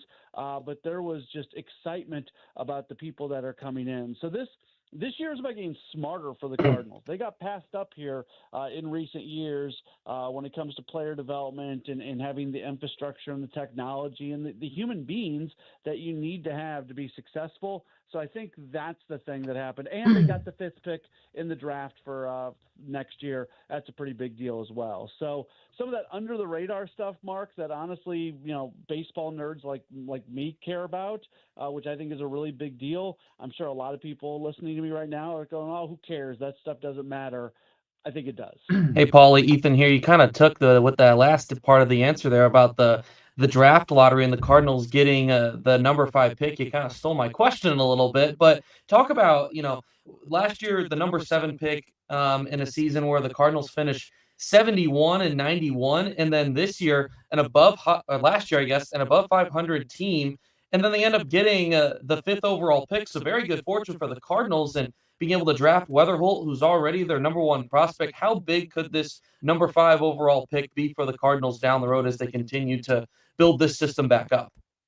Yeah, really big. And you alluded to it, to have a winning record and still get the 5th pick in the draft. That just doesn't happen very often. It's a fortune of luck. The ping pong balls bounced in the right direction for the Cardinals, who were in the number 13 spot if they would have just gone based upon just record and everything. So they've got the chance to bring in another high-end talent. J.J. Weatherholt, last year, if it wouldn't have been for an injury, he might have been the overall number 1 pick. So that's a big-time young talent. There's a good chance that we see Weatherholt in the big leagues this upcoming season. They're going to bring in another high-end talent with the number 5 overall pick. If you're going through a reset like the Cardinals are going through, it's a really good thing to be able to have that. And like you said, to have that coming off a winning season. I know it wasn't a successful season. It was a failed season because the team didn't make it to the playoffs. But you can have a winning season and it be a failed season all at the same time. It was a winning season for the Cardinals. So I was going to ask you, you kind of maybe answered it, but let me go back to J.J. Weatherholt and even this person who might be picked or will be picked in, the 5th position, because he's a shortstop. So we obviously got that position covered right now. It's not typical that someone who gets drafted goes into the major leagues in the first couple of years after they're drafted. So what would happen with a guy like that? Developed into a different position or not? No, so it depends if you're drafting somebody out of college or drafting somebody out of high school on how fast they move through the system a lot of times. Weatherholt was a college guy, so he's got the opportunity to move through the system very, very quickly, and that's why I think he's going to be the long-term second baseman for the Cardinals. He's going to get to St. Louis at some point this year, probably late in the season, kind of the way Mason Wynn made his debut a couple seasons ago in 2023. I think that's going to be kind of the situation with Weatherholt. I would expect him to be at second. So if they drafted a college guy, there's a chance to move. Quinn Matthews, this past year was his first professional season, and he pitched at all 4 minor league levels. He went low A, high A, double A, triple A. Had about a month in triple A at the end of the season. He's likely to start this next season at triple A, but I would guess he's going to be in the big leagues before the All-Star break. He was a Stanford kid. So it really is connected to, are you drafting an 18-year-old or are you drafting that makes a 20, sense. 21, 22-year-old on how quickly they move up. So what is, one of the things, and I was just mentioning my friend Scott Jennings, who's always on CNN. Joe Arnold is our mutual friend in Louisville. We get on and we talk baseball and we don't talk politics. And those guys go to spring training every year, and they were raving about Tink Hence, who is one of the Cardinals pitchers. So what is his prospect for 2025? He's got to show the ability to stay healthy. As John Mozeliak, we at the winter meetings, every night of the winter meetings, we go up to John Mozeliak's suite and kind of have an informal conversation with him, and he just tells us what's going on with the winter meetings and things like that. And Mo was asked about Tink, and the term he mentioned is he's got to be able to post, being able to go from the start to the season to the end of the season. He has yet to really do that in his professional career. He's not gone to 100 innings yet in a single season. 99 was his high. That came a couple seasons ago.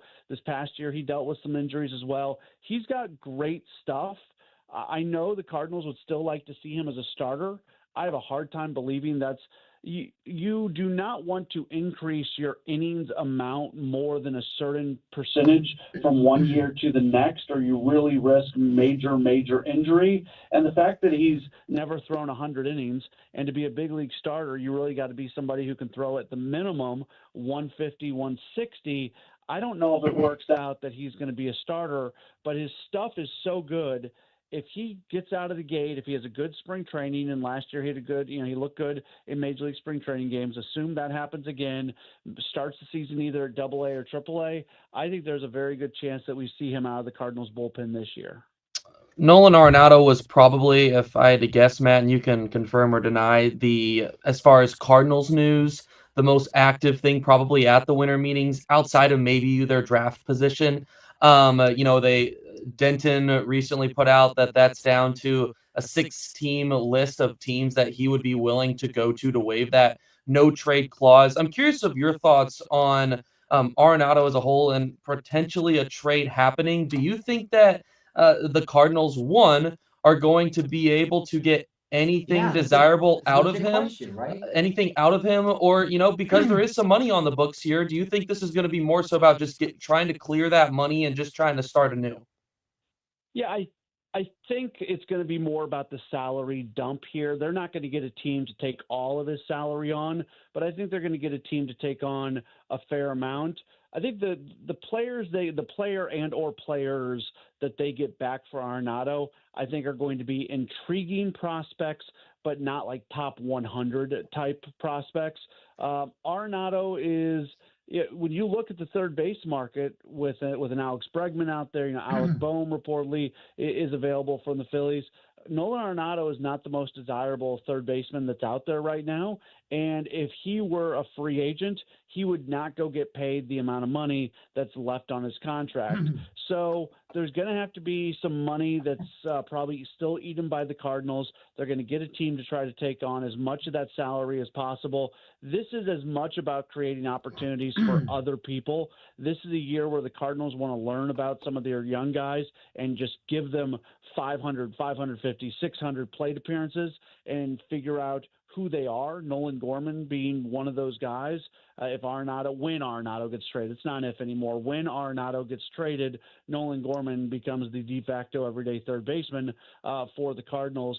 So they'd like to get something intriguing back for him, but it is more about creating what they call runway for other players and also getting some salary relief all at the same time. Matt Pauley is with us from the Cardinals Radio Network and from the KMOX side of our building. Let's talk a little math here, okay? You got Blake Snell, 5 years, $182 million with the Dodgers. Max Fried, $218 million deal with the Yankees.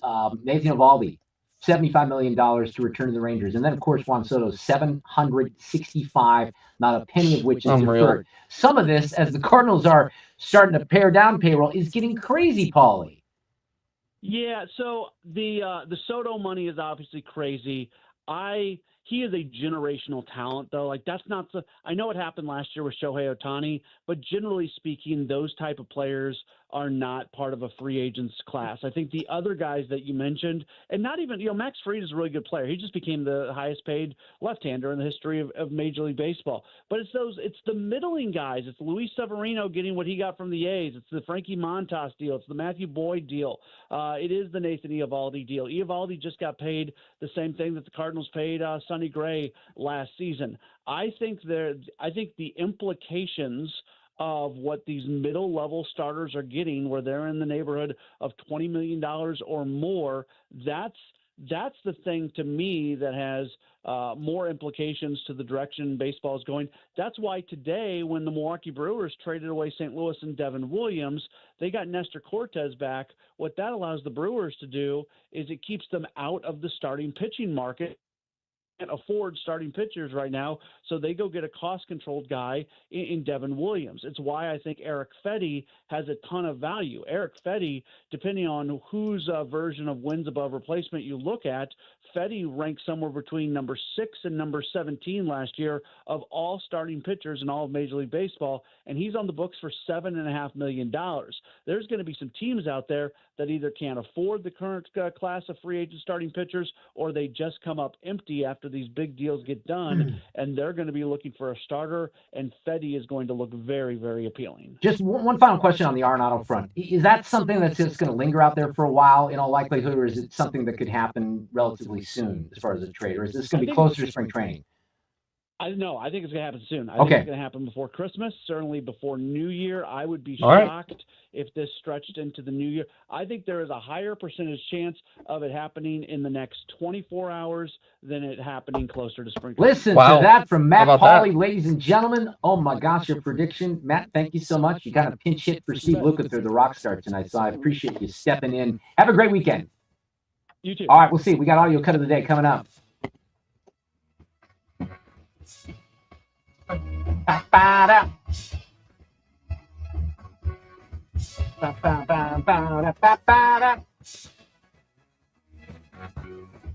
Dependable traffic on 97.1 FM Talk. All right, we're seeing delays out there. If you're making your way around the system on 270 southbound, you're kind of heavy going Page to Manchester, and then you sort of get a delay northbound around Manchester. Eastbound side from 370 to 170 is a little bit slow going as you make your way through. We've got the 170 southbound Olive to 64 northbound heavy from 70 to 270, westbound on 70, slow 170 to 67, 64 westbound, slow Kings Highway to Hampton, Clayton to 270, eastbound from Mason to 270 and McKnight to Big Bend, 55 southbound heavy going pockets that go from Broadway all the way down to Lindbergh. From the Cordell and Cordell Domestic Litigation Firm Traffic Cam, I'm Trent Erickson with traffic on 97.1 FM Talk.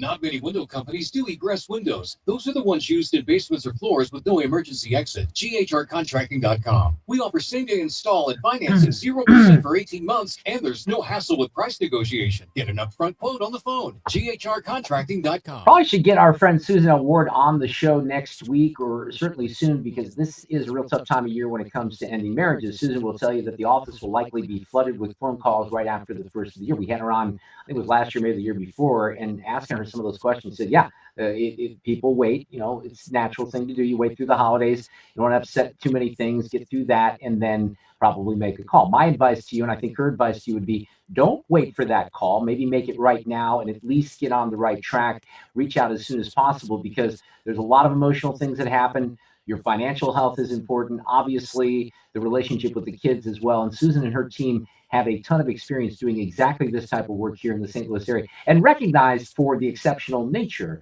of the work that they do. For example, Susan rated AV preeminent by Martindale Hubbell. That's a peer rating that an attorney gets from other lawyers, showing that they've reached the height of professional excellence. Another cool thing about Susan is she has the distinction of being the youngest family law attorney in Missouri to get that AV rating. Find out more about her team here in St. Louis with multiple locations at stlfamilylaw.com. You can always pick up the phone and call as well, 314-783-9400. The focus on family law and the emphasis on you, Susan L. Ward. If you're considering an annuity as part of your retirement plan, we need to talk. Hi, I'm Bob Stockdale, Senior Vice President Investments with the ClearPath Wealth Management Group. Most people with diabetes or pre-diabetic can be. This isn't just about FM Talk. food. No, this is sometimes for people some have, retirement we actually are, investors, for the but not majority of all us, annuities are created equal. when it Every comes to week, our we insulin. meet Most clients people who own with diabetes complex annuities that don't suit their needs and, in some cases, actively undermine their retirement plan. Before you purchase an annuity, get a second opinion from the ClearPath Wealth Management Group at Stiefel. Requesting a consultation is free of charge. To request a free consultation, contact us at clearpathinvesting.com. That's clearpathinvesting.com, or call us at 636-695-2650. That's clearpathinvesting.com or 636-695-2650. Stiefel Nicholas and Company Incorporated, member NYSE and SIPC. Wesley is a truck driver. I drive a truck and I love what I do. A truck driver with IRS troubles. They told me I owed them $43,000. It got really bad. Quite a few letters in the mail. They were talking lead guard coming after my house, car. Yeah, they don't play around. Like, seriously thought I was going to lose everything. One sleepless night, Wesley finally made a call to Optima Tax Relief at 2 a.m. I figured I did a machine, but I didn't. I actually got to talk to an actual person in the middle of the night. He found just what he was looking for. Oh, they were great people. You need a team of people that know what they're doing. Optima Tax, they know what they're doing. Optima Tax Relief came through with flying colors. I saved an incredible amount of money. I happy don't even come close. I was absolutely overjoyed. Take Wesley's advice. If you're in any kind of trouble with the IRS, call Optima Tax Relief. Don't trust anybody else. Call Optima for a free consultation. Call 800-987-6122. 800-987-6122. 800-987-6122. Optima Tax Relief.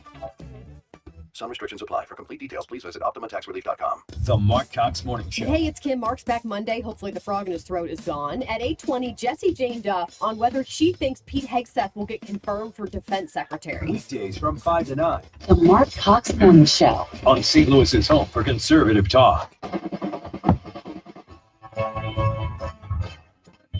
Mark Reardon on St. Louis's home for conservative talk.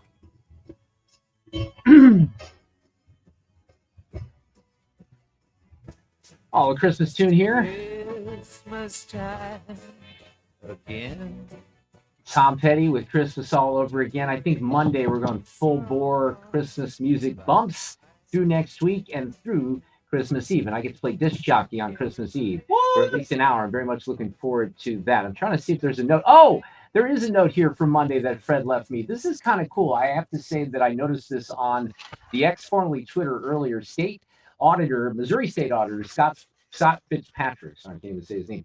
Mr. Fitzpatrick is doing a little take on the 12 Doge days of Christmas, if you will, for the state of Missouri. The Doge plans for trimming the fat in Missouri. The auditor of Missouri is going to join us at 4:25 right after Sue's News. And I think Ethan's going to do Sue's News all of next week because Sue Thomas is off. What else am I going to tell you here? Because I do have audio cut of the day. I want to take you into the weekend with that. So let's get to that because it's a little complicated today. A couple of different cuts involved. Now, the audio cut of the day. Okay, so I have to go to the most politically definitive talk show in America, and that's The View. But first, a little RFK Jr. I almost miss Sue is not here today because she loves RFK Jr. But he's saying things about some of the drugs out there, Ozempic in particular, being accused of fat shaming. Most people with diabetes or pre-diabetic can be cured with good food. And if they choose instead to be cured by Ozempic, the government then pays $1,500 a month for the rest of their lives. And with a fraction of that, we could give everybody organic foods 3 meals a day in this country. Wow, that sounds radical, though. I guess to some people, Whoopi Goldberg doesn't like it. This isn't just about food. No, it's not. This is sometimes people are born genetically larger. No, I know you didn't. But I want to say this to RFK. That's his name. Because you're setting folks up for shame. Yeah, that's what you're trying. Maybe you don't know you're doing. I'm going to give you the benefit of the doubt. I'm going to say you don't know. You don't realize what you do to people when you say stuff like that because it doesn't work for everybody. And I'm going to show you, sir, because I weighed close to 300 less than 2 years ago. Yeah, and without the Mounjaro, this would not have happened. There you go. Okay, I got some reaction from Dr. Nicole Sapphire, but first let me say this because it's the same thing with, and credit to John Fetterman, the senator from Pennsylvania, for saying this. Why is it controversial on the Doge front? Why is it controversial for Democrats to cut government waste and fraud? Why is that something that anyone would throw a red flag on, right? Same thing with this right now. You got RFK Jr., he wants people to be healthier. He wants them to eat healthier. I think we can all admit that we eat a lot of crap. There's a lot of crap in our food. We rely on fast food, all of those things. And by the way, there are some people that are really, really challenged with obesity that may need those pills, but that's not what's happening in this country. People are using it like it's just candy, and this is the way to lose weight because now there's a magic medicine pill. We actually are, for the far majority of us, created equally when it comes to our insides. Now, Whoopi Goldberg is correct that there are some genetic and familial predispositions to people being overweight, specifically metabolic syndrome and some others. But RFK Jr. is also correct, and I apologize, but the truth hurts. A lot of it has to do with our lifestyle factors. And unfortunately, what you see in especially low-income areas, access to healthy foods is just not there. They're certainly not affordable. They don't get to go to their local market and get the organic foods. In fact, they get the high processed cheap stuff.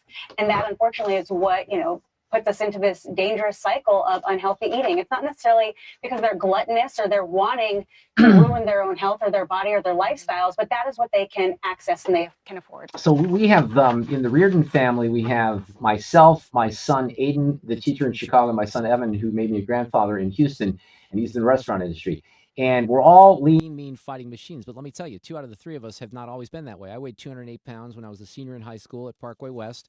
And the true story about that is I went to Spain in the spring of 1983 before I graduated, and I felt like I would probably never have a girlfriend again, or ever. I didn't have a girlfriend if I didn't lose a bunch of weight, and I lost a bunch of weight. And truthfully, I lost too much. And over the years, I had ebbed and flowed, but I keep myself rather in check. But it's work. I focus on it. Same thing with my son. My son Aiden. Many of the pictures around our house, he hates this, are when he was wearing the husky sizes like I was. Well, it wasn't a big secret as to why that was happening. He would be at our house or at his mom's house, and he loved carbs. The kid, that was my deal too. There was never a carb that he didn't like, and he would eat. Same thing that I did. He'd eat his meals, but then he'd have a lot of snacks and stuff like that too, and just load up on the carbs. That made him fat. He decided his motivation was to do something and to make his life healthier and start working out and things like that. I know it's not easy for people all the time. Alcohol's a similar thing. It's tough. I don't want to compare overeating to that, but I quit alcohol in 1990. I tend to have good willpower when I put my mind to something. I know everyone can't do that, but sometimes you have to make a little effort on your own, and you just can't, depend on the medicine. I've talked about mental health, and I will say this about that. I'm on medication for anxiety and depression. There was a time in my life that I thought that was ridiculous, that anyone needed medication for depression or things like that. I learned a lot, and I found that I couldn't do it without the help of some medicine. But it's sort of the same thing with Ozempic and some of these drugs. Some people can, they just don't want to, which is the issue. I think it's going to be curious to see what RFK Jr. can achieve here in this role. Have a great weekend. I already miss Sue. We'll all be back, Fred and Ethan and I, on Monday afternoon.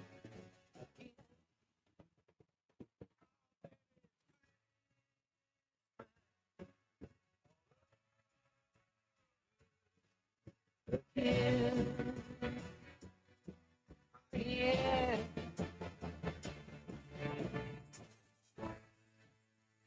Dependable traffic on 97.1 FM Talk. Couple of leftover delays on 170 southbound from Forest Park Parkway, kind of heavy down to 64. 64 on your eastbound side from Mason to past 270, almost to 67 is heavy. And then from McKnight over to Big Bend, westbound side hits the brakes from Hampton to Big Bend. And then we've got the southbound side of 270 with some delays that go from Manchester down to 44. Not much left over northbound, maybe a slight delay as you pass 64. I'm Trent Erickson with traffic on 97.1 FM Talk. Wow, this year has flown by, and now you're planning to sell your home. Like you, most families have been waiting on the sidelines. Well, now the timing is better, but you still have questions, right? Hey, Mark Cox here from my friend and trusted realtor, Gloria Liu, with Your Home Sold Guaranteed Realty. I've been telling you about Gloria Liu for years now. Why? Because Gloria Liu is St. Louis real estate expert, and if you have a home to sell, you need to get to know her like I have. I've seen her systems, her guarantees. I've even met her clients. In fact, I'm also a client. She's different than any other realtor, and if you need help selling your home for the most money, you need to do what I did. Call Gloria Liu. Here's another tip. If you have a home to sell in Crestwood, Shaw, Maplewood, the Central West End, you must give Gloria Liu a call. Take it from me and call my friend Gloria Liu at 314-325-6888, 314-325-6888, or visit GloriaHasTheBuyers.com. That's GloriaHasTheBuyers.com. Conditions apply. Gloria and seller must agree on price and possession date. In Missouri, farming isn't just a profession,